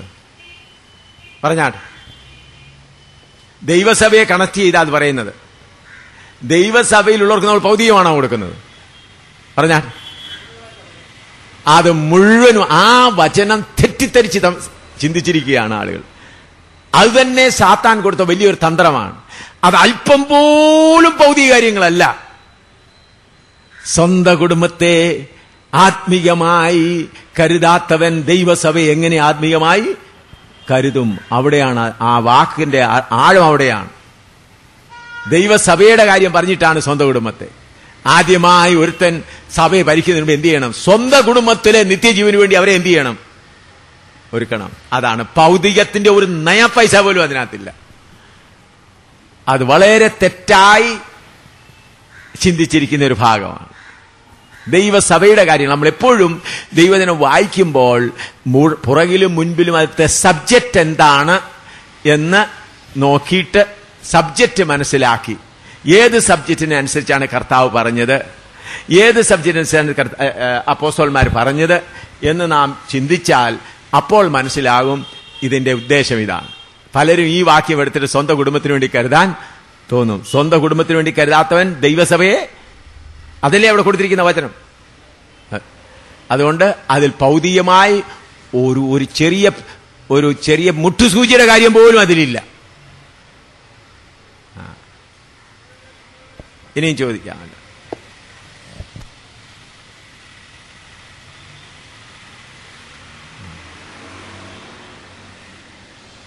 ആർക്കെങ്കിലും ചോദ്യങ്ങളുണ്ടെങ്കിൽ ചോദിക്കാമില്ലെങ്കിൽ നമുക്കൊരു 5 മിനിറ്റ് ബ്രേക്ക് എടുത്തിട്ട് വീണ്ടും നമുക്ക് പെട്ടെന്ന് ക്ലാസ് തുടങ്ങാം. ആർക്കെങ്കിലും ചോദ്യങ്ങളുണ്ടോ? കൈ ഉയർത്തിയാൽ. ആരെങ്കിലും ചോദ്യങ്ങളുണ്ടോ? കൈ ഉയർത്തിയാൽ. അവിടോട്ട് കൊടുത്താൽ മൈക്ക്, അവിടോട്ട് കൊടുത്താൽ അവിടെ ചോദിച്ചാൽ. വിശ്വാസത്തിന്റെ പരിശോധനയെ കുറിച്ച് ഇന്നലെ വൈകിട്ട് പറഞ്ഞല്ലോ, അതിന് അലക്കുകാരന്റെ തുണി പറ്റിയുള്ള ആ വിശദീകരണം എന്താ ഒന്നുകൂടെ ചോദിച്ചാട്ടെ. വിശ്വാസത്തിന്റെ പരിശോധനയെ കുറിച്ച് അതിലൊരു ഉദാഹരണം പറഞ്ഞ അലക്കുകാരന്റെ തുണിയെ കുറിച്ച് പറഞ്ഞു. അല്ല, അത് രണ്ടും ചേർത്ത്, രണ്ടും രണ്ടാണ്. വിശ്വാസത്തിന്റെ പരിശോധന എന്ന് പറഞ്ഞാൽ കർത്താവ് ചിലപ്പോൾ നമ്മളെ അലക്കുകാരനെ പോലെ എന്ത് ചെയ്യും? അലക്കും. ഇപ്പോൾ ഞാൻ പറയുന്നതിൽ നിങ്ങൾ തെറ്റിദ്ധരിക്കരുത്. തെറ്റിദ്ധരിക്കരുത്. നിങ്ങൾ അതിന്റെ ശരിയായതിൽ വരുമ്പോൾ നമ്മൾ പറയും 103 സംഘം കർത്താവിന്റെ സകല പാപങ്ങളെയും ക്ഷമിക്കുന്നതിന്റെ സകല രോഗങ്ങളെയും സൗഖ്യമാക്കുന്നു. യേശു എന്റെ സൗഖ്യദായകൻ, അവന്റെ അടിപ്പിണരുകളാൽ നമുക്ക് സൗഖ്യം വന്നിരിക്കുന്നു. നമ്മൾ വിശ്വസിക്കുകയും പ്രസംഗിക്കുകയും ചെയ്യും. നമുക്ക് വയറ്റുവേദനയോ തലവേദനയോ TB-യോ കാൻസറോ വരുമ്പോൾ നമ്മളെവിടെ പോകും? ഡോക്ടറുടെ അടുക്ക പോകും. അവിടെ നമ്മുടെ വിശ്വാസത്തിൽ നമ്മൾ എന്തായി പോകുന്നു? ക്ഷീണിച്ചു പോകുന്നു. അതാണ് ആ വിശ്വാസം. ദൈവം നമ്മളെ ആ രോഗങ്ങളാൽ നമ്മളെ അലക്കും. തുണി അലക്കുന്നത് പോലെ എന്ത് ചെയ്യും? രോഗങ്ങളാൽ ദൈവം അലക്കും. എനിക്ക് ഒരു മകനും ഒരു മകളുമേ ഉള്ളൂ. മകളുടെ ഭർത്താവ് രജി എന്ന് പറയുന്ന സഹോദരൻ ബൈബിൾ സ്കൂളിൽ നല്ലപോലെ പഠിപ്പിക്കുകയും എനിക്ക് നല്ലവണ്ണം തർജിമ ചെയ്യുകയും നല്ലവണ്ണം ഡൽഹിയിൽ സഭ നടത്തിക്കൊണ്ടിരിക്കുകയായിരുന്നു. ഞങ്ങളിവിടെ മലബാറിൽ നിലമ്പൂരിൽ യോഗ നടത്തിക്കൊണ്ടിരിക്കുകയാണ്. അവിടെ ആയിരക്കണക്കിന്, അത് ബൈബിൾ ക്ലാസ് അല്ല, റിവൈവൽ മീറ്റിംഗ് ആണ്. ആയിരക്കണക്കിന് ജനങ്ങൾ വന്നിട്ടുണ്ട്. അവിടെ പ്രിയ മകനായിരുന്നു ഞാൻ ഇംഗ്ലീഷിൽ പ്രസംഗിക്കുക, അവനാണ് എനിക്ക് തർജ്ജിമ ചെയ്തുകൊണ്ടിരുന്നത്. ഒരു ബുധനാഴ്ച രാത്രി, ഞാനപ്പോൾ രോഗശാന്തിയെക്കുറിച്ചോ കാര്യങ്ങളൊക്കെ പറഞ്ഞു, ബുധനാഴ്ച രാത്രിയിൽ യോഗം കഴിഞ്ഞ് ഞങ്ങൾ മടങ്ങി വരുമ്പോൾ ഒരു കാറിൽ ഞങ്ങൾ താമസിക്കുന്നതിലേക്ക് വരുമ്പോൾ കർത്താവ് പറഞ്ഞു മരണത്തിന് വേണ്ടി ഏൽപ്പിച്ചു കൊടുക്കണം. ഞാൻ പറഞ്ഞു കർത്താവെ ഞാൻ ഒരുക്കമാണ്. എന്നെ കർത്താവ് പറഞ്ഞില്ല, നിന്റെ മരുമകൻ. അപ്പോൾ എൻ്റെ മകൾക്ക് വിവാഹം കഴിഞ്ഞിട്ട് കുറച്ച് നാളെയുള്ള ഒരു കുഞ്ഞ് ജനിച്ചിട്ട് 2 മാസമേ ആയിട്ടുള്ളൂ. അവൾക്ക് 22-23 വയസ്സേ ആയിട്ടേ ഉള്ളൂ. അപ്പോൾ ഞാൻ പറഞ്ഞു കർത്താവെ നിന്റെ ഹിതമാണെങ്കിൽ അതിനുവേണ്ടി ഒരുങ്ങിയിരിക്കുന്നു. അതിന്റെ ആ യോഗം കഴിഞ്ഞ് ഞങ്ങൾ നെല്ലിവല വന്നപ്പോൾ തിങ്കളാഴ്ച അവൻ രക്തം ഛർദ്ദിച്ചു. അപ്പോൾ എനിക്ക് മനസ്സിലായി അവൻ മരിക്കാൻ പോവുകയാണ്. അപ്പോൾ അവൻ മരിക്കുന്നതിന് 45 ദിവസം മുൻപാണ് കർത്താവ് ഇങ്ങനെ പറയുന്നത്. ഈ 45 ദിവസത്തിനിടയ്ക്ക് ഒരു പ്രാവശ്യം പോലും കർത്താവെ ഇവനെ സൗഖ്യമാക്കണമെന്ന് പറഞ്ഞില്ല, പ്രാർത്ഥിച്ചില്ല. ഒരു പ്രാവശ്യം പോലും കർത്താവെ എളിയവരായ ഞങ്ങളിൽ നിന്ന് ഈ പ്രിയ മകനെ സ്വീകരിപ്പാൻ നിനക്ക് ഇഷ്ടമായെങ്കിൽ ഇതാ ഞങ്ങൾ സമർപ്പിക്കുന്നു. അപ്പോൾ ഒരു കർത്താവിന്റെ ദാസൻ 2 സഹോദരിമാരും അവിടുന്ന് വന്ന് പ്രവചനത്തോട് പറഞ്ഞു, പിടിച്ചു വെച്ച് പ്രാർത്ഥിച്ചാൽ വിടുതലുണ്ട്. ഞാൻ പറഞ്ഞു പിടിച്ചു വെച്ച് പ്രാർത്ഥിക്കാനല്ല, ദൈവഹിതത്തിന് വേണ്ടി ഏൽപ്പിച്ചിരിക്കുക. കർത്താവിന്റെ ദാസനും സഹോദരിമാരും ദയവ് ചെയ്ത് ഞങ്ങളെ ശല്യം ചെയ്യാതെ അങ്ങ് പോയിക്കാട്ടെന്ന് പറഞ്ഞു. അത് കഴിഞ്ഞ് അവന്റെ ജ്യേഷ്ഠൻ ഒരു പാസ്റ്ററാണ്. അദ്ദേഹം കാറുമായിട്ട് വന്നു. ഞാനിവനെ ആശുപത്രി കൊണ്ടുപോവുകയാണ്. അപ്പോൾ ഞാൻ പറഞ്ഞു രജിമോനെ നിനക്ക് പോകണമെങ്കിൽ ഉടനെ പറഞ്ഞു എന്നെ പപ്പ എന്നാ വിളിക്കും. പപ്പ എന്നെ ഒരു കലത്തും വിടരുത്, എന്നെ ഇവരിൽ നിന്ന് വിടുവിക്കണേ എന്ന് പറഞ്ഞ് കരഞ്ഞുകൊണ്ട് പറഞ്ഞു. ഞാൻ പറഞ്ഞു കണ്ടോ, അവനെ നിങ്ങൾ വിടുവിക്കണമെന്നാണ് അവൻ പറയുന്നത്. നിങ്ങൾ ബലാത്കാരമായി കൊണ്ടുവന്ന ദുഃഖകരമല്ലേ. പിന്നെ അവർ കൊണ്ടുപോയില്ല. ഒടുവിൽ ഞാനത് കഴിഞ്ഞ് ഞാൻ ആന്ധ്രയിൽ യോഗത്തിന് വേണ്ടി പോയി. അവിടെ യോഗം നടന്നു. അപ്പോൾ എനിക്ക് മനസ്സിലായി ഇവൻ മരിക്കുമെന്ന്. ഞാനവൻ ചുമ്മനം കൊടുത്തു. അതുപോലെ യാത്രയ്ക്ക് വേണ്ടി എല്ലാം ഒരുക്കിയിട്ടാണ് പോയത്. അപ്പോൾ അവനൊരു മകനുണ്ടായിരുന്നു, 2 മാസമേ ആയുള്ളൂ. എന്നോട് പപ്പ ഇവനെ പ്രതിഷ്ഠിക്കാൻ പറഞ്ഞു. ഞാൻ എന്ത് പേരിടണം? തിമോത്തിയോസ് എന്ന് പേരിടണമെന്ന് പറഞ്ഞു. അവന് തിമോത്തി എന്ന് പേരിട്ട് പ്രതിഷ്ഠിച്ചു. അത് കഴിഞ്ഞ് ഞാൻ പോയി. ഹൈദരാബാദിൽ യോഗം നടന്നുകൊണ്ടിരുന്നപ്പോൾ അവൻ സീരിയസ് ആയപ്പോൾ എൻ്റെ ഭാര്യയെയും മകനെയും ഞാൻ അയച്ചു, നിങ്ങൾ പോയി നോക്കുക. അപ്പോൾ അവിടെ മരിച്ചു എന്നറിഞ്ഞു. മരിച്ചതിന്റെ ശേഷം കുമ്മനാട്ടുള്ളവരും അവന്റെ ബന്ധുക്കാരും 100-300 പേര് വന്ന് അവന്റെ ശരീരം എടുത്ത് ഡെഡ് ബോഡി എടുത്തിട്ട് കൊണ്ട് കുമ്മനാട്ട് ആശുപത്രിച്ച് അവനെ ഒളിച്ചു വെപ്പിച്ചു, മറച്ചു വെച്ചു. 8 ദിവസം അവർ കസ്റ്റഡിയിൽ വെച്ചു. അവർ പറഞ്ഞു നിങ്ങളുടെ അടുക്കൽ കേസെടുക്കാൻ പോവുകയാണ്. ഞാൻ പറഞ്ഞു കേസെടുത്ത് ഞങ്ങളുടെ മകനെ ഇവർ കൊല്ലിച്ചതാണ്, ഇവരുടെ മകളെ കൊണ്ട് വേറെ ആരെ വിവാഹം കഴിപ്പിക്കാനായിട്ട് കൊല്ലിച്ചതാണ്. ഞാൻ കർത്താവിനോട് ശരി, അവർ 100-300 പേര് 100-400 പേര് ജാഥയായിട്ട് വന്ന് എടുത്തുകൊണ്ട് പോയതാണ്. ഞാൻ പറഞ്ഞു സാരമില്ല. ഒടുവിൽ 8 ദിവസം കഴിഞ്ഞ് അവർ ശരീരം തന്നു, അവനെ അടക്കുവാനിടയായി. അത് കഴിഞ്ഞ് ഇന്നുവരെയും എൻ്റെ മകൾ അവിവാഹിതയായി, പല കല്യാണാലോചന വന്നു. ഇന്നുവരെയും എൻ്റെ മകൾ അവിവാഹിതയായി കർത്താവിനെ ഡൽഹിയിൽ ശുശ്രൂഷിക്കുന്നു. അവളിൽ കൂടെ എത്രയോ 1000 പേർക്കാണ് ആശ്വാസം ലഭിക്കുന്നത്. എത്രയോ ആയിരങ്ങൾ, 100 കണക്കിനല്ല. എന്നോട് പലരും പറയുന്നുണ്ട് അവളെ ബേബി എന്നും അവളുടെ പേര് സൂസൻ എന്നാണ്. സൂസന്റെയോ ബേബിയുടെ ശബ്ദം കേൾക്കുമ്പോഴേ ഞങ്ങൾക്ക് ആശ്വാസമാവുന്നു ടെലിഫോണിൽ കൂടെ. അപ്പൊ ആയിരങ്ങൾക്ക് ആശ്വാസകരമാക്കി തീർക്കുവാൻ കർത്താവിന് ഏത് നല്ലതായി തോന്നി. ആ പ്രിയ മകൻ അവൻ നല്ല ഓട്ടമോടി വിശ്വസ്തയോടെ പോയി. അപ്പോൾ എനിക്ക് വേണമായിരുന്നെങ്കിൽ എന്ത് ചെയ്യാമായിരുന്നു? ആശുപത്രിയിൽ കൊണ്ടുവന്ന് സ്വീകരിക്കാമായിരുന്നു. എന്റെ പ്രിയ മകൻ ഇവിടെ ഇരിക്കുന്നു, ഇവിടെയുണ്ട്. അവന് 14-ാമത്തെ വയസ്സിൽ ടൈഫോയിഡായി. 16-ാമത്തെ ദിവസം ഭ്രാന്തനായി, തലയ്ക്ക് മുഴുവൻ. അപ്പൊ ഞാനും എന്റെ ഭാര്യയും പിടിച്ചു വെച്ചെങ്കിലേ ഇല്ലു, അല്ലെങ്കിൽ ഇടന്നോടും. എന്നെ നോക്കിയിട്ട് എന്റെ ചെവി ഇങ്ങനെ പിടിച്ച് ചെവിക്കകത്ത് തുപ്പും. അതുപോലെ ഭ്രാന്തനായി, തനി ഭ്രാന്തനായി. അപ്പോൾ ചിലർ വന്ന് പറഞ്ഞു, ഞങ്ങളുടെ മിലിറ്ററിയിൽ, ഞങ്ങൾ അവിടെ തന്നെ താമസിച്ചു, പറഞ്ഞു ഞങ്ങൾ രാത്രിയിൽ ആംബുലൻസ് കൊണ്ടുവന്ന് ട്രീറ്റ് ചെയ്തേച്ച് പോകാൻ. ഞാൻ പറഞ്ഞു, നല്ല ഡോക്ടർ, ഏറ്റവും വലിയ ഡോക്ടർ ഇവനെ ശുശ്രൂഷിച്ചുകൊണ്ടിരിക്കുക എന്ന് പറഞ്ഞു. അപ്പോൾ വേറൊരു സഹോദരി, വേറൊരു കൂട്ടായ്മയിൽ നിന്ന് ചിലരെല്ലാം കൂടി വന്നിട്ട് പറഞ്ഞു, ശാമുവേലേ, നീ പാപം ചെയ്തിരിക്കുന്നു, നിന്റെ പാപം ഏറ്റു പറഞ്ഞാൽ വിടുതലുണ്ട്. ഞാൻ പറഞ്ഞു, കർത്താവേ സ്തോത്രം, അത് സംബന്ധിച്ചു. പാപത്തിന് ഏറ്റു പറഞ്ഞാൽ. അത് കഴിഞ്ഞ് 32-ാമത്തെ ദിവസം, അപ്പം വെറും എല്ല് മാത്രമായി. എന്റെ കൂടെയുള്ള, ഞാൻ അവിടെ തന്നെയാണ് മിലിറ്ററിയിൽ ഇരുന്ന 5 ഓഫീസേഴ്സ്, 3 ഓഫീസർ എന്നേക്കാൾ പ്രായമുള്ളവരും എന്നേക്കാൾ സീനിയറും 2 പേരിന്റെ ജൂനിയറുമാണ്. അവർ 5 പേരും കൂടി വന്ന് നോക്കിയപ്പോൾ മോൻ പ്രാന്തനെ പോലെ ഞങ്ങൾ പിടിച്ചു വെച്ചിരിക്കുക. ഒടുവിൽ എന്റെ ഭാര്യയെ ഞാൻ കുഞ്ഞിനെ ഏൽപ്പിച്ചിട്ട് അവരോട് ചോദിച്ചു, അവരെന്നെ വിളിച്ച അടുത്ത ഹാളിൽ വെച്ച് ചോദിച്ചു.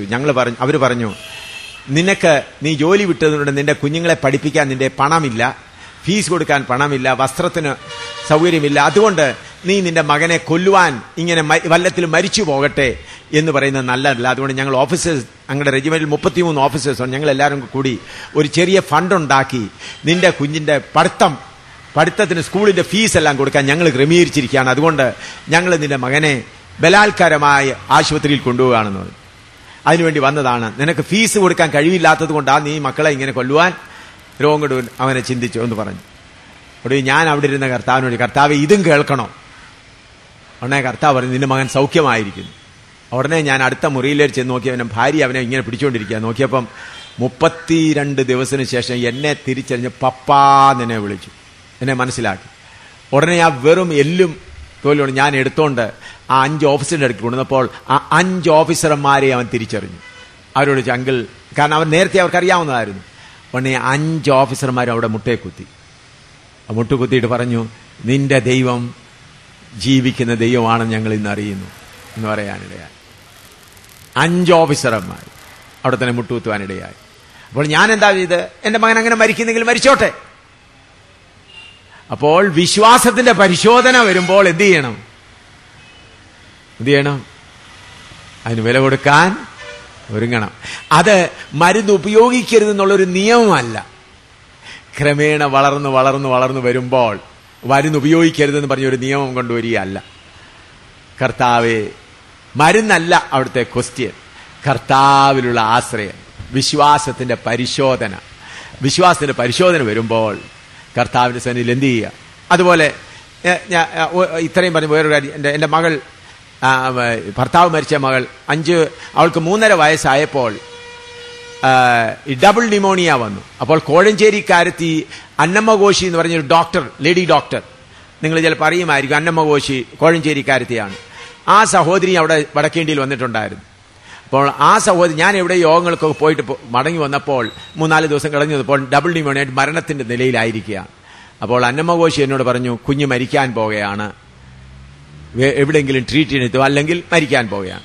അപ്പോൾ ഞാൻ രാത്രി വന്ന്, രാവിലെ നല്ല തണുപ്പുള്ളത്, ഞാൻ അവിടെ പ്രാർത്ഥനാ നടക്കുന്നിടത്ത് ഞാൻ ഭിത്തിയോട് ചാരി മകളെ മടിയിൽ വെച്ച് അങ്ങനെ കിടത്തി ഒരു ഷോൾ ഇട്ടു. അപ്പം എൻ്റെ കയ്യിലിരുന്ന് 3 പ്രാവശ്യം അവൾ ദീർഘശ്വാസം വലിച്ച് പ്രാണനെ വിട്ടു, കൈയും കാലും അങ്ങ് നിവർത്തി. അപ്പോൾ എൻ്റെ ഭാര്യയും മറ്റ് 3-4 സഹോദരന്മാരും കുറച്ച് ദൂരെ റൗണ്ടായിട്ട് ഇന്ന് പ്രാർത്ഥിക്കുക. അപ്പോൾ ഞാൻ കർത്താവിനോട് പ്രാർത്ഥിച്ചു. അപ്പോൾ ഞാൻ ആ മുഖമെല്ലാം അങ്ങ് മൂടി, മരിച്ചു എന്ന് എനിക്ക് നല്ലോണം മനസ്സിലായി. ഞാൻ പറഞ്ഞു, കർത്താവേ, ഈ മകളെ അടക്കുവാനുള്ള കൃപ എനിക്ക് തരണം. ഇന്ന് ഞാൻ ഇവളെ അടക്കുന്ന സമയത്ത് പ്രസംഗിക്കുമ്പോൾ എൻ്റെ തൊണ്ട ഇടരരുത്, എനിക്ക് കലച്ചിൽ വരാതെ ജമ്മു കാശ്മീരിന് വേണ്ടി എൻ്റെ മകളെ വിശ്വാസത്തിനോട് കൊടുക്കാൻ എനിക്ക് ഭാഗ്യം തന്നെ, സന്തോഷത്തോടുകൂടി ഇവളെ അടക്കുവാൻ എനിക്ക് കൃപ തരണമെന്ന് പറഞ്ഞ്. അപ്പോൾ മരിച്ച് ഞാൻ ഭാര്യയോട് പറഞ്ഞില്ല, ഞാനൊരു 20 മിനിറ്റ് ഇങ്ങനെ പ്രാർത്ഥിച്ച് ആത്മാവിൽ ബലപ്പെട്ട്, കർത്താവ് എനിക്ക് ധൈര്യം തരണമേ. അപ്പോൾ ഞാൻ മരിച്ചെന്ന് പറയുമ്പോൾ എൻ്റെ ഭാര്യ കരയുകയാണെങ്കിൽ എൻ്റെ ഭാര്യയെയും സന്തോഷിപ്പിക്കാൻ, അവളെ ആശ്വസിപ്പിക്കാൻ എനിക്ക് ധൈര്യം തരണമേ, എന്നെ ബലപ്പെടുത്തണമേ, പുഞ്ചിരിയോടെ കാര്യങ്ങൾ ചെയ്യാൻ കൃപ തരണമേ. എനിക്ക് ബലമായി കഴിഞ്ഞപ്പോൾ 20 മിനിറ്റായി. അപ്പോൾ കർത്താവ് പറഞ്ഞു, നിന്റെ മകളെ ഞാൻ ജീവിപ്പിച്ചിരിക്കുന്നു. ഞാൻ തുണിയെടുത്ത് നോക്കിയപ്പം പപ്പ എന്നും പറഞ്ഞ് ചിരിച്ചൊണ്ണെ അവൾ എഴുന്നേറ്റ് എന്ന് അവിടെ മമ്മിയെയും അടുത്ത് നിന്ന് അവൾ ചെയ്യുന്നു. കാരണം എത്ര ദിവസം ഇതായി പൂർണ്ണ സൗഖ്യമായി. അപ്പോൾ ഞാൻ മരിക്കുവാനായി ഏൽപ്പിച്ചു കൊടുത്തു. അപ്പോൾ മരിച്ചെങ്കിൽ കർത്താവേ ഇതിനെ അടക്കുവാൻ എനിക്ക് എന്ത് ചെയ്യണം? കൃപ തരണം. എന്റെ ഭാര്യയെ ആശ്വസിപ്പിക്കാൻ കൃപ തരണം എന്ന് പറയുവാനിടയായി. അപ്പോൾ വിശ്വാസത്തിന്റെ പരിശോധന ഇന്ന് അവൾ ജീവനോടെ കർത്താവിന്റെ സാക്ഷിയായി നിൽക്കുന്നു. കർത്താവിന് സ്തോത്രം. അപ്പോൾ കർത്താവിന്റെ സന്നിധിയിൽ നാം എന്ത് ചെയ്യണം? പൂർണ്ണമായി ഏൽപ്പിച്ചു കൊടുത്തെങ്കിൽ മാത്രമേ വിശ്വാസം, അത് ദിനംതോറും, അത് ഞാൻ വീണ്ടും പറയുന്നു, ഞങ്ങളുടെ മിടുക്കുകൊണ്ട് നിന്നതല്ല, ഞങ്ങളുടെ സമർപ്പണത്തിന്റെ ശക്തി കൊണ്ട് നിന്നതല്ല. ഞാൻ വീണ്ടും വീണ്ടും വീണ്ടും വീണ്ടും വീണ്ടും പറയുന്നു, ഞങ്ങളുടെ മിടുക്കുകൊണ്ട് നിന്നതല്ല, സമർപ്പണത്തിന്റെ ശക്തി കൊണ്ട് നിന്നതല്ല. ഒരാഗ്രഹം ഉണ്ടായിരുന്നു, കർത്താവ് നിർത്തി. വിറയിലോട് ഞാൻ പറയുകയാണ്, ഒരാഗ്രഹം ഉണ്ടായിരുന്നു നിൽക്കാൻ, കർത്താവ് നിർത്തിയെന്നല്ലാതെ ഞങ്ങളുടെ സമർപ്പണത്തിന്റെ ശക്തി കൊണ്ടോ ഞങ്ങളുടെ മിടുക്കുകൊണ്ടോ അല്ലവേ അല്ല. തകർന്ന ഹൃദയത്തോടും വിറച്ചുകൊണ്ടുമാണ് ഇത് പറയുന്നത്. കർത്താവ് കൃപ തന്നിരുന്നില്ല എങ്കിൽ ഞങ്ങൾ ഭയന്ന് വിറച്ച് എപ്പോഴേ പോകുമായിരുന്നു. കർത്താവെ നിൽക്കാൻ ഒരാഗ്രഹമുണ്ട്. കൃപ തരികയാണെങ്കിൽ നിൽക്കാം, കൃപ തരികയാണെങ്കിൽ നിൽക്കാം, കൃപ തരികയാണെങ്കിൽ നിൽക്കാം കർത്താവെ. അല്ലാതെ ഞങ്ങൾ മരുന്ന് ഉപയോഗിക്കുകയെന്നൊരു തീരുമാനമല്ല. ഞങ്ങളങ്ങനെ ഞങ്ങളുടെ തീരുമാനത്തിന് മിടുക്കൊണ്ടല്ല.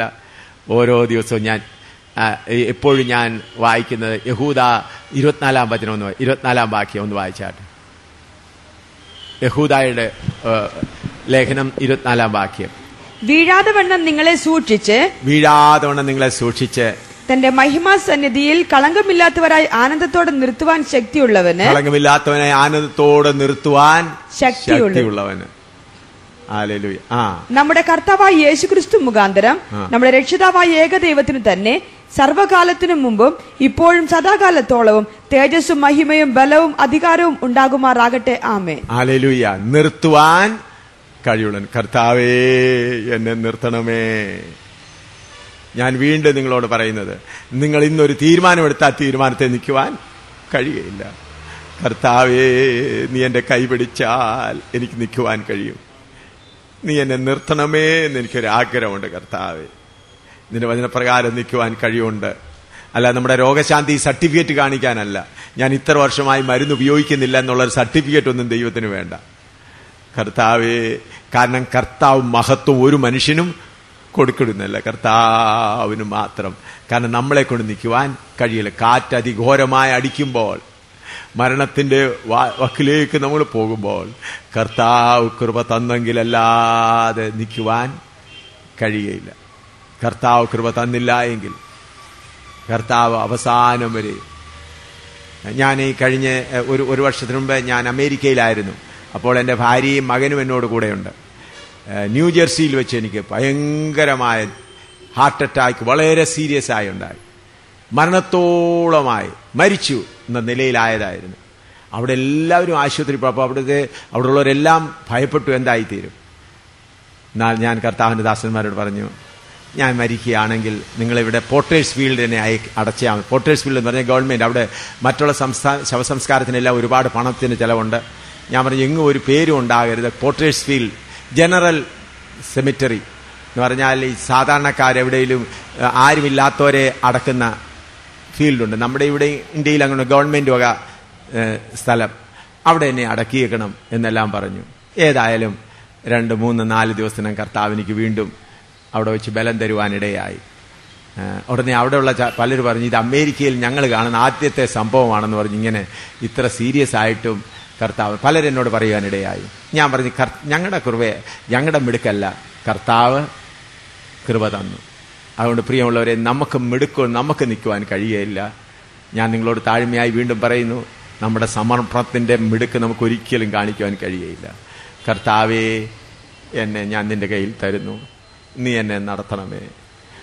നമ്മുടെ ചിന്തയ്ക്കായി എഫേസ്യ ലേഖനം 2-ാം അധ്യായത്തിന്റെ 20 മുതൽ 22. Ephesians chapter 2 verse 20-22. Ephesians chapter 2 verse 20-22.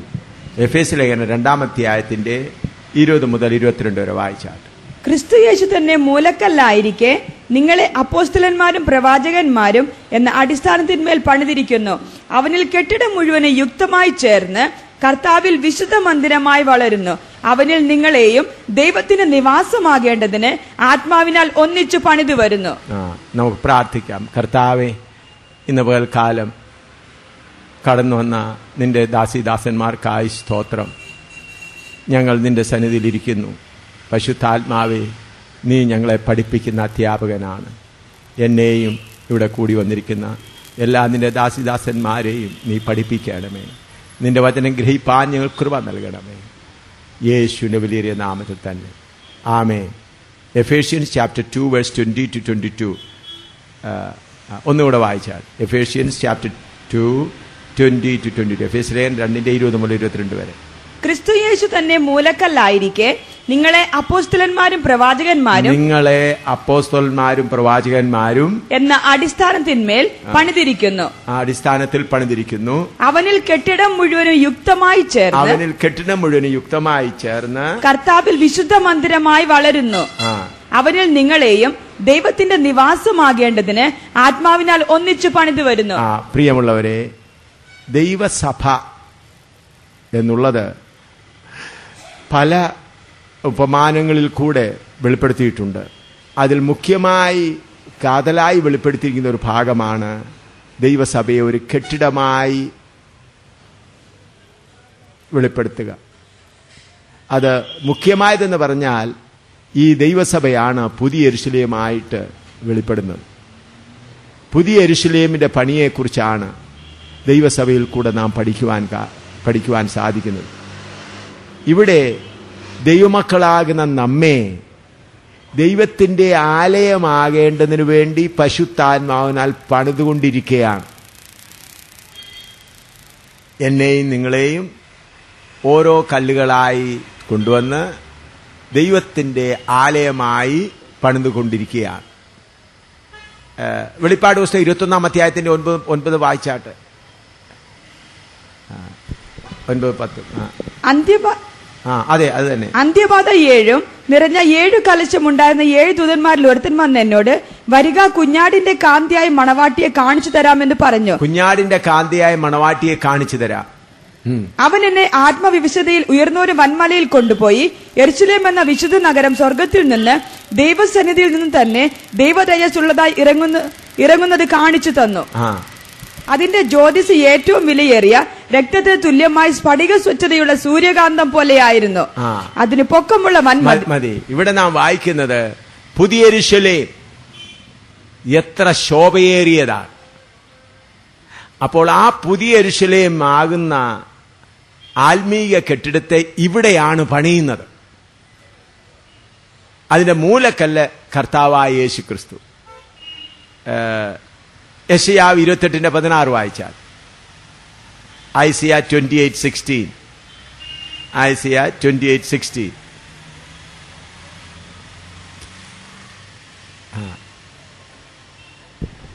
അതുകൊണ്ട് യഹോവയായ കർത്താവ് ഇപ്രകാരം അരുളി ചെയ്യുന്നു, ഇതാ ഞാൻ സിയോനിൽ ഉറപ്പുള്ള അടിസ്ഥാനമായിട്ട് ശോധന ചെയ്ത കല്ലും വിലയേറിയ മൂലക്കല്ലുമായി ഒരു അടിസ്ഥാന കല്ല് ഇട്ടിരിക്കുന്നു. ശോധന ചെയ്ത കല്ലും വിലയേറിയ മൂലക്കല്ലുമായ ഒരു അടിസ്ഥാനം ഇട്ടിരിക്കുന്നു. ഇനി 1 പത്രോസ് 2:4 മുതൽ 7 വരെ. 1 Peter chapter 2 verse 4 to 7. 1 Peter chapter 2 verse 4 to 7. 1 പത്രോസ് 2:4 മുതൽ 7 വരെ. മനുഷ്യർ തള്ളിയതെങ്കിലും ദൈവസന്നിധിയിൽ ശ്രേഷ്ഠവും മാന്യവുമായ ജീവനുള്ള കല്ലായ അവന്റെ അടുക്കൽ വന്നിട്ട് നിങ്ങളും ജീവനുള്ള കല്ലുകൾ എന്ന പോലെ ആത്മീക ഗ്രഹമായി യേശുക്രിസ്തു മുഖാന്തരം ദൈവത്തിന് പ്രസാദമുള്ള ആത്മീക യാഗം കഴിപ്പാൻ തക്ക വിശുദ്ധ പുരോഹിതവർഗമാകേണ്ടതിന് പണിയപ്പെടുന്നു. ഞാൻ ശ്രേഷ്ഠവും മാന്യവുമായൊരു മൂലക്കല്ല് സിയോനിലിടുന്നു, അവനിൽ വിശ്വസിക്കുന്നവൻ ലജ്ജിച്ചു പോകയില്ല എന്ന് തിരുവെഴുത്തിൽ കാണുന്നുവല്ലോ. ഇവിടെ നാം വായിക്കുന്നത് മൂലക്കല്ല് കർത്താവായ യേശുക്രിസ്തു നമ്മെ ഓരോരുത്തരെയും ജീവനുള്ള കല്ലായ അവന്റെ അടുക്കൽ കൊണ്ടുവന്ന് ജീവൻ പ്രാപിച്ച് ദൈവത്തിന്റെ ആലയമായി പണിതു വരുന്നു. അങ്ങനെ ആലയമായി പണിതു വരുന്ന കല്ലുകളെ കുറിച്ച് ഒരു ദൃഷ്ടാന്തമായി 1 രാജാവ് 6:7 വായിച്ചാൽ. 1 King chapter 6 verse 7. 1 King chapter 6 verse 7. വെട്ടുകുഴിയിൽ വെച്ചു തന്നെ കുറവ് തീർത്ത കല്ലുകൊണ്ട് ആലയം പണിതതിനാൽ അത് പണിയുന്ന സമയത്ത് ചുറ്റിക, മഴു മുതലായ യാതൊരു ഇരുമ്പായുധത്തിന്റെയും ഒച്ച ആലയത്തിങ്കൽ കേൾപ്പാനില്ലായിരുന്നു. ശലോമോൻ പണിത ദേവാലയത്തിന്റെ വലിയ കല്ലുകളായിരുന്നു. അതിന്റെ കുറവുകളെല്ലാം വെട്ടുകുഴിയിൽ വെച്ച് തന്നെ തീർത്തിട്ടാണ് കൊണ്ടുവന്നിട്ട് അത് ഭിത്തിയിൽ കൊണ്ടുവന്നിട്ട് ഒരു പണിയുമില്ല. അതുപോലെ പുതിയ യെരൂശലേമിന്റെ കല്ലുകളാകുന്ന നമ്മുടെ ഒരുക്കങ്ങളെല്ലാം വെട്ടുകുഴിയാകുന്ന ഈ ഭൂമിയിൽ വെച്ച് തന്നെ പൂർണ്ണമായി തീർത്തേ മതിയാകും. ഇനി ഞാൻ പറയുന്ന കാര്യം നിങ്ങൾ നല്ലവണ്ണം ശ്രദ്ധിക്കണം. ഇന്ന് ദൈവത്തിന്റെ സഭയിൽ രണ്ട് വിധ പണികൾ നടക്കുന്നുണ്ട്. ഒരു ചെറിയ കൂട്ടം കല്ലുകളെ തയ്യാറാക്കുന്നു. വലിയൊരു കൂട്ടം ദൈവത്തിന്റെ ആലയത്തിൽ ആളുകളെ കൊണ്ടുവന്ന് അവരെ ആശ്വാസം പ്രാപിപ്പിച്ച് മടക്കിവിടും. എന്ന് പറഞ്ഞാൽ വലിയൊരു കൂട്ടം ദൈവത്തിന്റെ ആലയത്തിൽ വരുന്നത് ആശ്വാസം പ്രാപിക്കാനാണ്. അവരുടെ കഷ്ടതകൾ മാറണം, അവരുടെ പ്രയാസങ്ങൾ മാറണം, അവരുടെ ദുഃഖങ്ങൾ മാറണം, അവരുടെ രോഗം മാറണം. ഇതെല്ലാം പറഞ്ഞ് അങ്ങനെ ആശ്വസിപ്പിച്ചു പോകുന്നു. എന്നാൽ ഒരു ചെറിയൊരു കൂട്ടം ആളുകൾ എന്ത് ചെയ്യുന്നു? കല്ലുകളെ തയ്യാറാക്കുന്നു. ഈ വലിയ വ്യത്യാസം നിങ്ങൾ നല്ലവണ്ണം മനസ്സിലാക്കണം. ഇന്ന് ശുശ്രൂഷയിൽ നടക്കുന്ന, ദൈവനാമത്തിൽ നടക്കുന്ന ശുശ്രൂഷയിൽ ഭൂരിഭാഗവും ദൈവസഭയിൽ കൊണ്ടുവന്ന് ഓരോരുത്തരുടെ പ്രയാസങ്ങൾ മാറ്റി അവരെ സന്തോഷിപ്പിച്ചങ്ങ് മടക്കുകയാണ്. ദൈവസ്നേഹവാനാകയാൽ, കരുണാസമ്പന്നനാകയാൽ, മനസ്സല്ലുള്ളവനാകയാൽ അവർ വന്ന് ആശ്വാസം പ്രാപിക്കുകയും സന്തോഷം പ്രാപിക്കുകയും രോഗസൗഖ്യം പ്രാപിക്കുകയും ദുഃഖം മാറുകയും അങ്ങനെ അവരെ കടന്നു പോകുന്നു. അങ്ങനെ വലിയൊരു കൂട്ടം വരുന്നുണ്ട്. എന്നാൽ ചെറിയൊരു കൂട്ടം മാത്രമേ കല്ലുകളെ ഒരുക്കുന്നുള്ളൂ. ഒരു കാര്യം ശ്രദ്ധിക്കണം, ഈ കല്ലുകളായി ദേവാലയത്തിൽ ചേർക്കപ്പെട്ടവരെ പോകത്തുള്ളൂ. മറ്റോർക്ക് ലഭിച്ചത് ആശ്വാസം മാത്രം. ഞാൻ പറഞ്ഞ എത്ര പേര് കേട്ടു? ആശ്വാസം, ദൈവം ആശ്വാസം കൊടുക്കുന്നവനാണ്, മനസ്സലിയുള്ളവനാണ്, കരുണയുള്ളവനാണ്. വരുന്നവർക്കെല്ലാം, ലോകത്തുള്ളവർക്കെല്ലാവർക്കും കരുണ കൊടുക്കുന്നവനാണ് നമ്മുടെ ദൈവം. അതുകൊണ്ട് ആലയത്തിൽ വരുന്നവർക്കും എന്ത് ചെയ്യുന്നു? കരുണ കൊടുക്കുന്നു. ദുഷ്ടന്മാരുടെ മേലും നീതിമാന്മാരിലും മഴ പെയ്യ്ക്കുന്നവനായ ദൈവം എല്ലാവർക്കും. അതുകൊണ്ട് ആലയത്തിൽ വരുന്നവർക്കല്ല. അപ്പോൾ ആലയത്തിൽ ഇന്ന് കരുണയും ആശ്വാസവും പകരുന്നവരാണ് വലിയൊരു കൂട്ടം. എന്നാൽ ഈ ഭൂമിയിൽ വെച്ച് തന്നെ കല്ലുകളുടെ കുറവ് തീർക്കുന്നവർ എത്ര പേരുണ്ട്? കല്ലുകളുടെ കുറവ് തീർക്കുന്ന, കല്ലുകളുടെ കുറവ് തീർത്ത് ആരെല്ലാം ആ സൗധത്തിൽ ശരിയായി ഫിറ്റായോ അവർ മാത്രമേ കാഹളം കേൾക്കത്തുള്ളൂ. ഈ ആശ്വാസം പ്രാപിച്ചവരൊന്നും കാഹളം കേൾക്കാൻ പോകുന്നില്ല.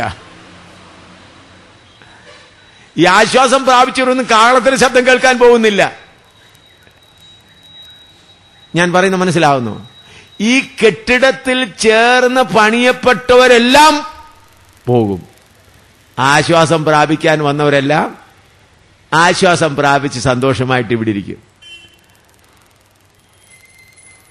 ഇത് നല്ലവണ്ണം മനസ്സിലാക്കണം. അപ്പോൾ നിങ്ങൾ ശ്രദ്ധിക്കേണ്ടത്, എനിക്ക് ദൈവത്തിന്റെ ആലയത്തിൽ വന്ന് ആശ്വാസം പ്രാപിക്കണോ, അതോ എന്റെ കുറവുകൾ തീർത്തെന്നെ ഒരു നല്ല കല്ലാക്കി തീർക്കണമോ? സിയോനിൽ ഇട്ടിരിക്കുന്ന കല്ല് പരിശോധിപ്പിക്കപ്പെട്ട കല്ലാണ്. എല്ലാവിധ കഷ്ടങ്ങളിലും നിന്ദകളിലും അപമാനങ്ങളിലും എല്ലാറ്റിലും കൂടെ കടന്നുപോയി പരിശോധിപ്പിക്കപ്പെട്ട, ശോധന ചെയ്ത കല്ലാണ്. അപ്പൊ അതിന്റെ അടുക്കൽ വരുന്ന കല്ലുകളെല്ലാം എങ്ങനെയുള്ള കല്ലുകളായിരിക്കണം? ശോധന ചെയ്യപ്പെട്ട കല്ലുകളായിരിക്കണം. ഇന്ന് നിങ്ങൾ പൊതുവായി വലിയ യോഗങ്ങൾ നടക്കുന്നുണ്ട്, വലിയ ഉണർവ് യോഗങ്ങൾ നടക്കുന്നുണ്ട്, ക്രൂസൈഡുകൾ നടക്കുന്നുണ്ട്. ഇതിലെല്ലാം നടക്കുന്ന പടിയിൽ ആശ്വാസം വരുന്നവർക്കെല്ലാം ദൈവം ആശ്വസിപ്പിക്കുന്നുണ്ട്, ആശ്വാസം പകരുന്നു. അത് തെറ്റെന്നല്ല ഞാൻ പറയുന്നത്. ആശ്വാസം പകരുന്നത് നല്ലത് തന്നെ. ആശ്വാസം വേണ്ടി ദൈവം ആശ്വസിപ്പിക്കുന്നവനാണ്. കരുണയാൽ നിറഞ്ഞവനാണ്, ദയയാൽ നിറഞ്ഞവനാണ്. ദൈവത്തിന്റെ ദയ അവരനുഭവിക്കട്ടെ, ദൈവത്തിന്റെ കരുണ അവരനുഭവിക്കട്ടെ. എന്നാൽ നമ്മെ ഏൽപ്പിച്ച ശുശ്രൂഷ എന്തിനു വേണ്ടിയാണ്? ഓരോ കല്ലുകളെയും വെട്ടിയെടുത്ത് കൊണ്ടുവരണം. വെട്ടിയെടുത്ത് അതിന്റെ കുറവുകൾ തീർത്ത് എങ്ങനെയായിരിക്കണം ഓരോ കല്ല് എന്ന് മനസ്സിലാക്കി ആ സ്ഥാനത്തിനനുസരിച്ച് ഓരോ കല്ലുകളെയും പണിയണം. അങ്ങനെ പണിയപ്പെടുന്നവർ മാത്രമേ കാഹളം കേൾക്കയുള്ളൂ. അവർ മാത്രമേ കുഞ്ഞാട്ടിന്റെ കാന്തയായി തീരത്തുള്ളൂ.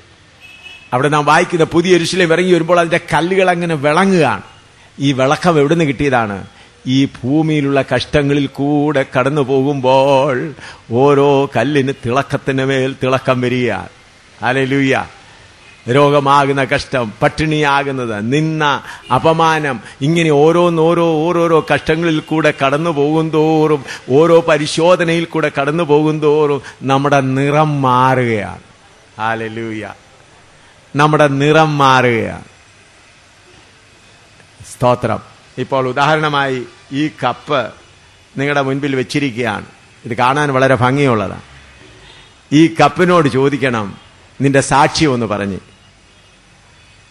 അപ്പോൾ ഈ കപ്പ് പറയും, എന്റെ സാക്ഷ്യം വളരെ ദുഃഖകരമായ സാക്ഷ്യമാണ്.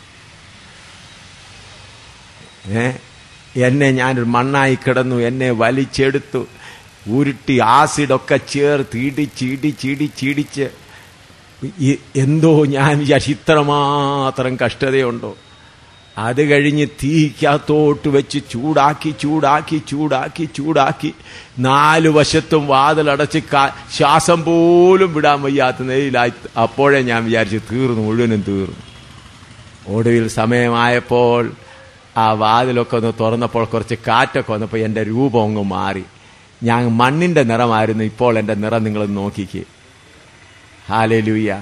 ഇതുപോലെ ദൈവമക്കളാകുന്ന നമ്മെ സിയോനിൽ ചേർത്ത് മണിയുവാൻ പ്രിയ സഹോദര സഹോദരി ആശ്വാസം പ്രാപിച്ചാൽ പോരാ, കഷ്ടതയുടെ തീച്ചൂളയിൽ കൂടെ പോകുവാനുള്ള ഒരുക്കം മനസ്സിലുണ്ടായിരിക്കണം. കഷ്ടതയുടെ തീച്ചൂളയിൽ കൂടെ നമ്മളെ രൂപാന്തരപ്പെടുത്തുന്ന, നമ്മുടെ നിറം മാറ്റുന്ന ആ തീച്ചൂളയിൽ കൂടെ പോകുവാൻ നമുക്ക് ഒരുക്കമായിരിക്കണം. ഹല്ലേലൂയ. നിങ്ങൾ ഈ വീടൊക്കെ പണിയുന്ന ഇഷ്ടികകൾ കണ്ടിട്ടുണ്ടല്ലോ. ആ ഇഷ്ടിക ഉണ്ടാക്കുന്ന എങ്ങനെയാണെന്ന് ഞാൻ പോയി നോക്കിയിട്ടുണ്ട്. ആദ്യമേ കിളച്ച് എല്ലാം എടുത്ത് ചവിട്ടി മണ്ണ് രൂപമാക്കുന്നു. അതിനകത്തെ വേരുകളെല്ലാം പറക്കിക്കളയുന്നു. അതിനുശേഷം ഒരു ഫ്രെയിമിനകത്തിട്ട് അതിൻ്റെ രൂപം ഉണ്ടാക്കുന്നു. അപ്പോൾ വിചാരിക്കും ഇത്രമാത്രം കഷ്ടമാണോ? പിന്നെ വെയിലത്ത് വെച്ച് ഉറക്കുന്നു. അത് കഴിഞ്ഞ് കൊണ്ടുപോയി ആ ഇഷ്ടിക ഉണ്ടാക്കുന്ന ചൂളയ്ക്കകത്ത് വയ്ക്കുന്നു. ചൂളയ്ക്കകത്ത് വയ്ക്കുന്നത് എങ്ങനെയാണെന്നറിയാമോ? എല്ലാം എല്ലായിടത്തും കരിയൊക്കെ ഇട്ട് അടുക്കി വെച്ചിട്ട് എല്ലാ വാതിലും അങ്ങ് അടയ്ക്കും. എല്ലാ വാതിലും അങ്ങ് അടച്ചിട്ട് തീ കൊടുക്കും. തീ കൊടുക്കുമ്പോൾ ഭയങ്കര പുകയായ അതിനകത്തങ്ങ് കിടന്ന് ഒരു വിടുതലുമില്ലാത്ത നിലയിൽ വെന്ത് തീർന്നു. അപ്പോൾ വിചാരിച്ചു സകല കാര്യങ്ങളും തീർന്നു. എന്നാൽ കുറച്ച് ദിവസം കഴിഞ്ഞപ്പോൾ എല്ലാം തുറന്നു നോക്കിയപ്പോൾ മണ്ണിന്റെ നിറം മാറി വേറൊരു നിറമായി. ഇതിനു മുമ്പായിരുന്നേ വെള്ളം വീണാ പൊളിഞ്ഞു പോകുമായിരുന്നു. ഇപ്പം വെള്ളം വീണാ ബലമാകത്തേ ഉള്ളൂ. നിങ്ങൾ കണ്ടിട്ടല്ലോ, ഇഷ്ടിക ചൂളയ്ക്കകത്ത് വെക്കുന്നതിന് മുമ്പേ വെള്ളം വീണാൽ എങ്ങനെയാവും? അലിഞ്ഞു പോകും. ഇഷ്ടിക വെന്ത് കഴിഞ്ഞാൽ പിന്നെ എങ്ങനെയാ? വെള്ളം വിളിച്ചാൽ ബലമാവും. അതാണ് ദൈവമക്കളെ നാം രൂപാന്തരപ്പെടുന്നതിന്റെ അവസ്ഥ. ഈ മാർഗമല്ലാതെ വേറൊരു മാർഗമില്ല. അതുകൊണ്ട് 2 കൂട്ടരുണ്ട് ദൈവസഭയിൽ. ഒന്ന് ആശ്വാസം പ്രാപിക്കുന്ന ദൈവമക്കൾ. അവർ കർത്താവിൽ വിശ്വസിച്ച് എന്ത് പ്രാപിക്കുന്നു? ആശ്വാസം പ്രാപിക്കുന്നു. അവർക്ക് ആശ്വാസം മതി, അവർക്ക് നന്മ മതി. എന്നാൽ വേറൊരു കൂട്ടം, ഒരു ചെറിയ കൂട്ടം കർത്താവേ എന്നെ പണിയണമേ, എൻ്റെ കുറവുകൾ തീർക്കണമേ, എന്നുള്ളതായ എൻ്റെ രൂപം മാറ്റണമേ എന്ന് പ്രാർത്ഥിക്കുന്ന ഒരു ചെറിയ കൂട്ടമുണ്ട്. അപ്പൊ ആശ്വാസം പ്രാപിക്കുന്ന ഒരു കൂട്ടം.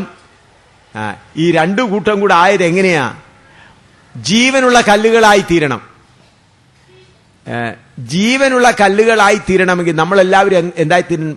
ജീവനുള്ള കല്ലിന്റെ അടുത്ത് വന്ന് 1 പത്രോസ് 2:4 മുതൽ 7 വരെ വീണ്ടും ഒന്നുകൂടെ വായിച്ചാൽ, മനുഷ്യർ തള്ളിയതെങ്കിലും ദൈവസന്നിധിയിൽ ശ്രേഷ്ഠവും മാന്യവുമായ ജീവനുള്ള കല്ലായ അവന്റെ അടുക്കൽ വന്നിട്ട് നിങ്ങളും ജീവനുള്ള കല്ലുകൾ എന്ന പോലെ ജീവനുള്ള കല്ലുകളായി തീരണം.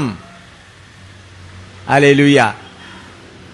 കർത്താവിന്റെ ഭവനത്തിൽ വന്ന് ആശ്വാസം പ്രാപിക്കുകയല്ല, എന്തായി തീരണം? ജീവനുള്ള കല്ല്. ജീവനുള്ള കല്ലായി തീരണം. ജീവൻ നമ്മുടെ അടുക്കിലേക്ക് വരണം. അത് 1 പത്രോസ് 1:21 വായിച്ചാൽ, 1 Peter chapter 1 verse 23. കെടുന്ന ബീജത്താലല്ല, കെടാത്തതിനാൽ ജീവനുള്ളതും നിലനിൽക്കുന്നതുമായ ദൈവവചനത്താൽ തന്നെ നിങ്ങൾ വീണ്ടും ജനിച്ചിരിക്കുന്നു. അപ്പൊ നമ്മിൽ വീണ്ടും ജനനത്തിന്റെ വിത്താകുന്ന ദൈവത്തിന്റെ വചനം കടന്നു വരണം. ആശ്വാസം പ്രാപിച്ചാൽ മാത്രം പോരാ, എന്ത് ചെയ്യണം? ജീവൻ പ്രാപിക്കുന്ന, ജീവൻ കൊടുക്കുന്ന വിത്ത് വരണം. അപ്പൊ ജീവൻ കൊടുക്കുന്ന വിത്ത് വരാൻ എങ്ങനെയാ വരുന്നത്? മത്തായിയുടെ സുവിശേഷം 13:22 ഒന്ന് വായിച്ചാൽ, 13:22. മത്തായി 13:22. Matthew chapter 13 verse 22. മുള്ളിനിടയിൽ വിതയ്ക്കപ്പെട്ടതോ ഒരുത്തൻ വചനം കേൾക്കുന്നു എങ്കിലും ഈ ലോകത്തിന്റെ ചിന്തയും ധനത്തിന്റെ വഞ്ചനയും വചനത്തെ ഞെരുക്കിയിട്ട് നിഷ്ഫലനായി തീരുന്നതാകുന്നു. നമ്മുടെ ഹൃദയത്തിൽ ഒരുപാട് ആഗ്രഹങ്ങൾ ഉണ്ടെങ്കിൽ ജീവനുള്ള വിത്ത് വരത്തില്ല. മുള്ളിനിടയിൽ കർത്താവ് ദൃഷ്ടാന്തമായിട്ട് പറഞ്ഞു, നാം യഥാർത്ഥമായി ആഴമായി ചിന്തിക്കുമ്പോൾ മനസ്സിലാക്കുവാൻ കഴിയുന്നത് വചനമാകുന്ന വിത്ത് നമ്മിൽ കൊണ്ടുവരുന്നത് പാസ്റ്റർ അല്ല, പ്രാസംഗികനല്ല, പരിശുദ്ധാത്മാവാണ്. പാസ്റ്റർമാർക്കും പ്രാസംഗികന്മാർക്കും ഹൃദയം ഉഴുവാൻ മാത്രമേ കഴിയുകയുള്ളൂ. കേൾക്കുന്നുവോ? എത്ര വലിയ പ്രാസംഗികനാണെങ്കിലും പാപത്തെക്കുറിച്ച് പറഞ്ഞ് എന്ത് ചെയ്യാൻ കഴിയും? ഒഴുവാൻ കഴിയും. എന്നാൽ ജീവനുള്ള വിത്ത് ആരാ കൊണ്ടുവരുന്നത്? പരിശുദ്ധാത്മാവ് മാത്രമാണ്. അപ്പോൾ പരിശുദ്ധാത്മാവ് ജീവനുള്ള വിത്ത് കൊണ്ടുവരണമെങ്കിൽ നോക്കും, ഈ ഹൃദയം ഉഴുതപ്പെട്ടതാണോ?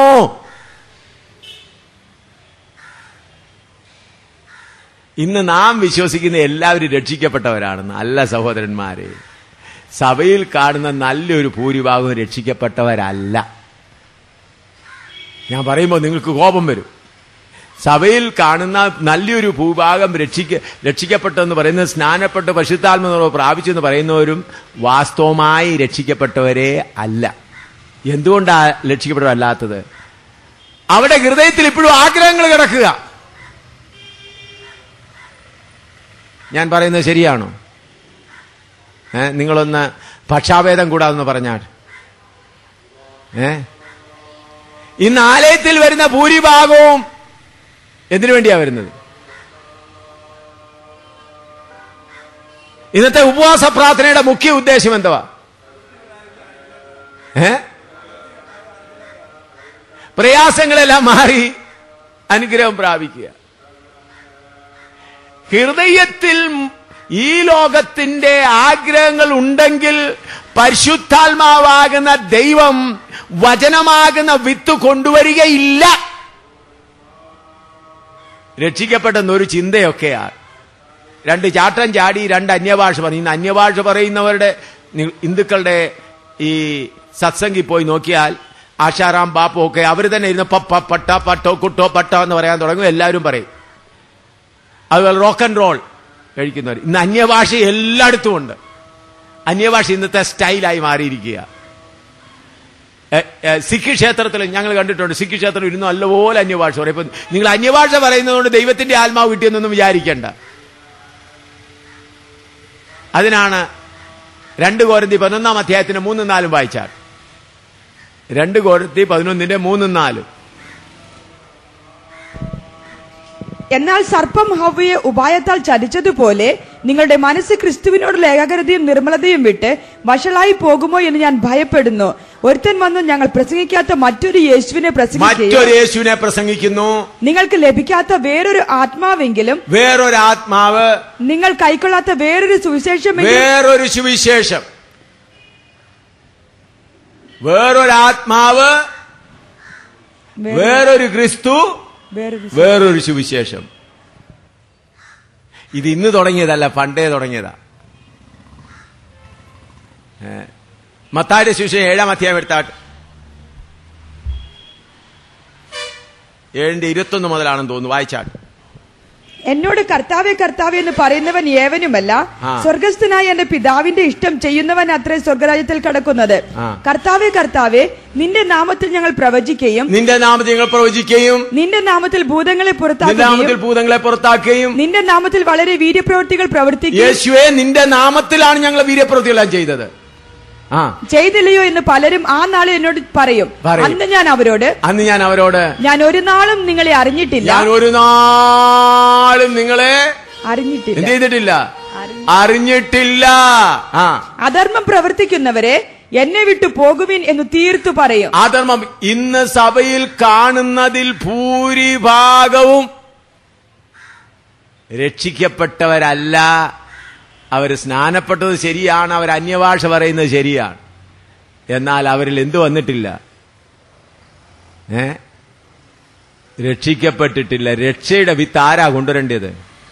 പരിശുദ്ധാത്മ എങ്ങനെയുള്ള ഹൃദയത്തിലാ കൊണ്ടുവരുന്നത്?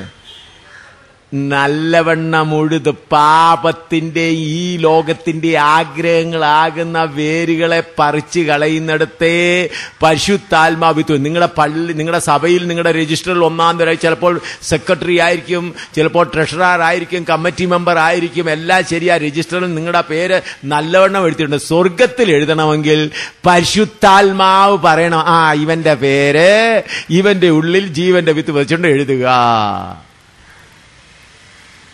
എഴുതുന്ന പരിപാടി ആരുടെയും കയ്യിൽ കിട്ടിയിട്ടില്ല. എന്റെ കയ്യിൽ കിട്ടിയിട്ടില്ല, ഒരു പാസ്റ്റർമാരുടെ കയ്യിലും കിട്ടിയിട്ടില്ല. അത് പിതാവാകുന്ന ദൈവവും പുത്രനാകുന്ന ദൈവവും പരിശുദ്ധാത്മാവും ദൈവം കയ്യിൽ വെച്ചിരിക്കുക. ഞാൻ പറയുന്നത് നിങ്ങൾ ശ്രദ്ധിക്കുന്നുവോ? ഞാൻ ദൈവാത്മാവിൽ സത്യമാണ് പറയുന്നത്. യെരമ്യാവിന്റെ പ്രവചനം 4:3 വായിച്ചാൽ. യെരമ്യാവ് 4:3.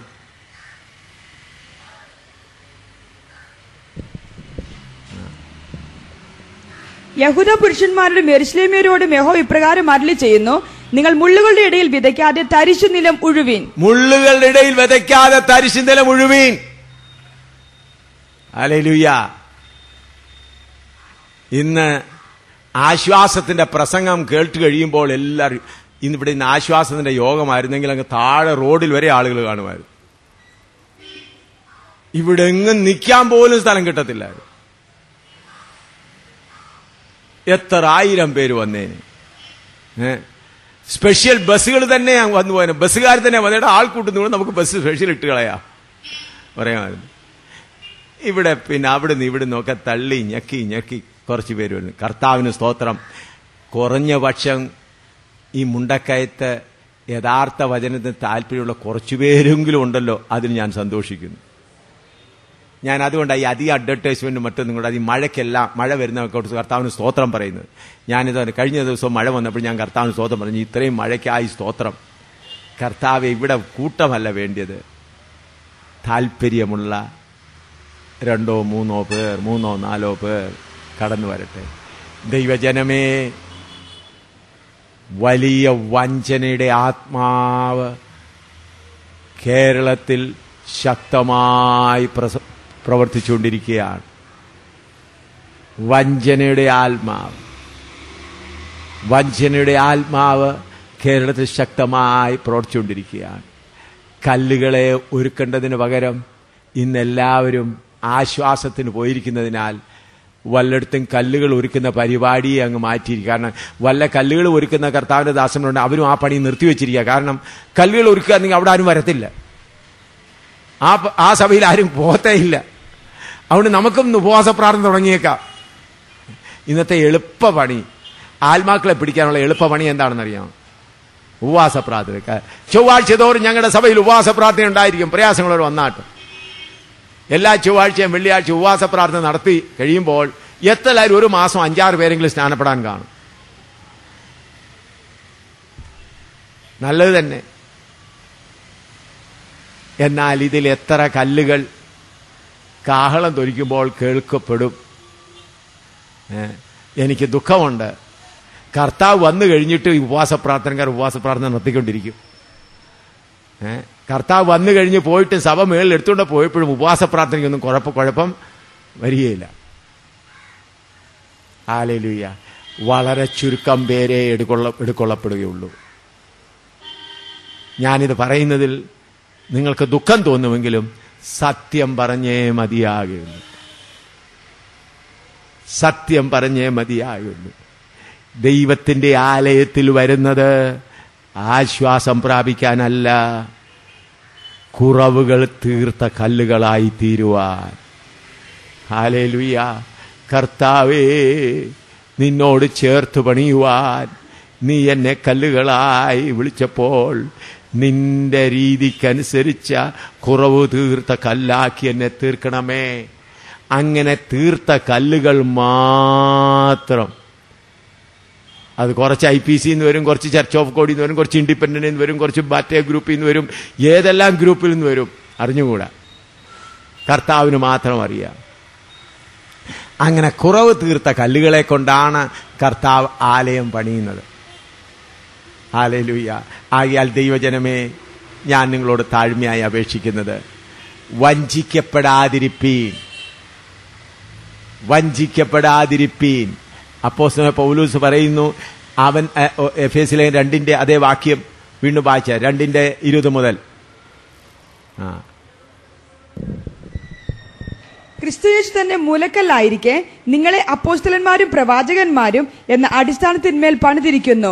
അവനിൽ കെട്ടിടം മുഴുവൻ യുക്തമായി ചേർന്ന് ഓരോ കല്ലിനും ഓരോരോ ഭാഗമുണ്ട്. യുക്തമായി ചേർന്ന് കർത്താവിൽ വിശുദ്ധ മന്ദിരമായി വളരുന്നു. അവനിൽ നിങ്ങളെയും ദൈവത്തിന്റെ നിവാസമാകേണ്ടതിന് ആത്മാവിനാൽ ഒന്നിച്ചു പണിതു. ദൈവത്തിന്റെ നിവാസമാകേണ്ടതിന് എന്ത് ചെയ്യുന്നു? ഹല്ലേലൂയ. ഒന്നിച്ച് പണിതു വരുന്നു. അപ്പോൾ ആശ്വാസം കൊടുക്കുകയാണോ പണിയാണോ നടക്കുന്നത്? പറഞ്ഞാട്ടെ. ഹല്ലേലൂയ. എന്നാൽ ഇന്നെന്താ നടക്കുന്നത്? ഇന്ന് ആശ്വാസത്തിന്റെ ചന്തയായി മാറിയിരിക്കുകയാണ്. മീൻ ചന്ത പോലായിരിക്കുകയാണ്. ചില ആശ്വാസദായന്മാർ പറഞ്ഞു, ഓപ്പറേഷൻ ചെയ്യേണ്ടവരെ എല്ലാം എന്റെ അടുക്കൽ കൊണ്ടുവന്നാൽ മതി, ഞാൻ പ്രാർത്ഥിച്ചവരെ സൗഖ്യമാക്കിക്കോളാം. ഓപ്പറേഷൻ സ്പെഷ്യലിസ്റ്റ്, ഓരോ ആശ്വാസ സ്പെഷ്യലിസ്റ്റുകൾ ഇറങ്ങിയിരിക്കുകയാണ്. രോഗശാന്തി സ്പെഷ്യലിസ്റ്റ് ഇറങ്ങിയിരിക്കുകയാണ്. ദൈവജനം അറിയാവുന്ന കേരളത്തിൽ ഇത് കാണുമ്പോൾ, ഇത് കണ്ടിട്ടും ആരും വാ തുറക്കാതിരിക്കുമ്പോൾ എനിക്ക് തന്നെ ആശ്ചര്യം തോന്നുകയാണ്. ദൈവജനം അറിയാവുന്ന, ദൈവജനം വായിച്ച് പഠിച്ച കേരളത്തിലും ഇപ്രകാരം ആശ്വാസ കച്ചവടങ്ങൾ കാണുമ്പോൾ കർത്താവിന്റെ ദാസന്മാർ മിണ്ടാതിരിക്കുന്ന കാണുന്നത് എനിക്ക് വളരെ ആശ്ചര്യം തോന്നുന്നു. വടക്കേ ഇന്ത്യയിലാണ്, അവർക്ക് ഈ വചനമൊന്നും അറിയത്തില്ല. കേരളത്തിലുള്ള ദൈവമക്കൾക്ക് എല്ലാവർക്കും അറിയാം, ഇത് ദൈവസഭ എന്ന് പറയുന്ന ആശ്വാസ ചന്തയല്ല. ഇന്ന് ദൈവസഭ പണിയുന്നില്ല. ആശ്വാസ ചന്ത, സ്നേഹത്തിന്റെ ചന്ത, പലവിധ ചന്തയായി മാറിയിരിക്കുകയാണ് ദൈവസഭ. ഓരോ കൺവെൻഷനുകളെല്ലാം ചന്ത. മുൻപ് ഞാൻ ബാലനായിരുന്നപ്പോൾ ഈ കന്നുകാലി ചന്തയുണ്ടായിരുന്നു. അതുപോലെ ഇന്നിപ്പോൾ രോഗശാന്തി ചന്തകൾ തുടങ്ങിയിരിക്കുകയാണ്. എവിടുന്നെല്ലാം ആളുകൾ വരുന്നതെന്നറിയാവോ? ചന്തയിൽ ഓരോ സ്റ്റാളുകളിട്ട് ചന്ത നടത്തുകയാണ്. അതിൻ്റെ കൂടെ സംഗീതത്തിന്റെ ചന്തയുമുണ്ട്. എല്ലാ ചന്തയും നടത്തിക്കൊണ്ടിരുന്നുകൊള്ളുവീൻ. കാഹളം വന്ന് സഭ പോകുന്നതിന് ശേഷം ഇവിടെ ചന്ത നടന്നുകൊണ്ടിരിക്കും. ആ 7 വർഷത്തെ കാലവും ഇവിടെ ചന്ത നടക്കും. എന്നാൽ തിരുസഭ എടുത്തുകൊള്ളപ്പെടും. ആകയാൽ ദൈവസഭയെന്നുള്ളത് ആശ്വാസം കൊടുക്കാനുള്ള സ്ഥലമല്ല. ഓരോ കല്ലിനെയും വെട്ടുകയും മുറിക്കുകയും. നിങ്ങൾ പണിയെടുത്തിട്ട് നോക്കണം. ആശാരിമാർ പണിയെടുത്തിട്ട് കല്ലെടുത്ത് നോക്കുമ്പോൾ അവിടെ എന്താ കേൾക്കുന്നത്? അവിടെ എന്താ? നിങ്ങൾ വെട്ടുകുഴിയിൽ പോയി നോക്കണം. നിങ്ങൾ കണ്ടിട്ടുണ്ടോ? ഈ പാറ പൊട്ടിക്കുന്നിടത്ത് എത്ര പേര് കണ്ടിട്ടുണ്ട്? അവിടെ എത്ര ആശ്വാസമാണ് അവിടെ നോക്കിയാൽ. അവിടുത്തെ ഉപകരണങ്ങളെല്ലാം പഞ്ഞി പോലുള്ളതാണോ, ഉളി പോലുള്ളതും കൊട്ടുകൂടി പോലുള്ളതുമാണോ? ഇങ്ങനത്തുള്ളതാ പറഞ്ഞാട്ട്. നിങ്ങൾ ഈ പാറ പൊട്ടിക്കുന്നത് പോയി കണ്ടിട്ടുണ്ടോ? കല്ലുകൾ പൊട്ടിക്കുന്നത് കണ്ടിട്ടുണ്ടോ?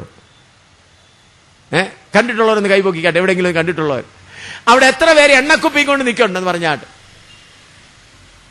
പ്രിയമുള്ളവരെ, അവിടെ എല്ലാം ചുറ്റികയും വലിയ കല്ലിനാണെങ്കിൽ ഉളി വെച്ചിട്ട് 2 കൈ കൊണ്ട് പിടിച്ചടിക്കുകയാണ്. എല്ലാം കൊട്ടും മുട്ടും അല്ലാതെ അവിടെ വേറൊരു പരിപാടിയുമില്ല. ഹല്ലേലൂയ. നാം ഈ ഭൂമിയിലായിരിക്കുമ്പോൾ കൊട്ടും മുട്ടും അല്ലാതെ വേറൊന്നുമില്ലേ. ഓരോ കല്ലും ഒരുക്കി വെച്ചിരിക്കുകയാണ്. കാളം തൊനിക്കുമ്പോൾ ഈ കല്ലുകളെല്ലാം സ്വർഗത്തിൽ ചെന്ന് ഒരു സൗധമായി തീരും. ഹല്ലേലൂയ. അതിന്1 മിനിറ്റ് 1 സെക്കൻഡേ ഉള്ളൂ. ഹല്ലേലൂയ. എന്നെ ഒരുക്കിക്കൊണ്ടിരിക്കുകയാണ്, നിങ്ങളെ ഒരുക്കിക്കൊണ്ടിരിക്കുകയാണ്. അതുകൊണ്ട് ഇവിടെ ആശ്വാസമല്ല വേണ്ടിയത്. കർത്താവേ, ചുറ്റി ഉപയോഗിക്കുക, ഉളി ഉപയോഗിക്കുക, എന്നെ ഒരുക്കുക, എന്നെ തള്ളിക്കളയരുതേ. ആശ്വാസം പ്രാപിക്കാൻ വന്നവരെല്ലാം നോക്കി നിൽക്കും, കല്ലങ്ങ് പോകും മേളിൽ. ഹല്ലേലൂയ. ഇതാണ് സത്യവചനം. മായം ചേർക്കാത്ത പാൽ ഇതാണ്. ഇതിനെതിരായി ഏതെങ്കിലും വചനം ഉണ്ടെങ്കിൽ നിങ്ങൾ ഇന്ന് വൈകിട്ട് എന്നോട് പറയണം. ഇതാണ് സത്യവചനം. ഇതാണ് സഭയ്ക്ക് കൊടുത്തിരിക്കുന്ന വചനം. ഇതാണ് സഭയ്ക്ക് കൊടുത്തിരിക്കുന്ന വേല. ഇതാണ് പരിശുദ്ധാത്മാവ് സഭയെ കൊണ്ട് ചെയ്യിക്കുന്നത്. ഇതാണ് കർത്താവ് സഭയ്ക്ക് കൊടുത്തിരിക്കുന്ന ദൂത്. ഇതിനപ്പുറത്തുള്ളതൊന്നും ദൈവവചനത്തിലുള്ളതല്ല. മറ്റേതെല്ലാം ചന്തകളാണ്. ആശ്വാസ ചന്തകൾ, രോഗശാന്തി ചന്തകളാണ്. ചന്ത ഈ ഓരോരുത്തർ പശുവിന്റെ ചന്തയും ആടിന്റെ ചന്തയും ചന്തകൾ നടത്തിക്കൊണ്ടിരിക്കുക. ആൾക്കൂട്ടം, ലോകം മുഴുവനും ആൾക്കൂട്ടമെല്ലാം വന്ന് ചന്തയിൽ കൂടെ വ്യാപാരം നടന്നുകൊണ്ടിരിക്കുന്നു. അതിന്റെ മധ്യത്തിൽ അവിടെയായി ചില കല്ലുകൾ ഈ മുണ്ടക്കയത്ത് നിന്നും ഒരുങ്ങിക്കൊണ്ടിരിക്കുന്നു. ആ ഒരുക്കമുള്ള കല്ലുകൾ മാത്രമേ പോകത്തുള്ളൂ. അവര് മാത്രമേ കാഹളം കേൾക്കുന്നു.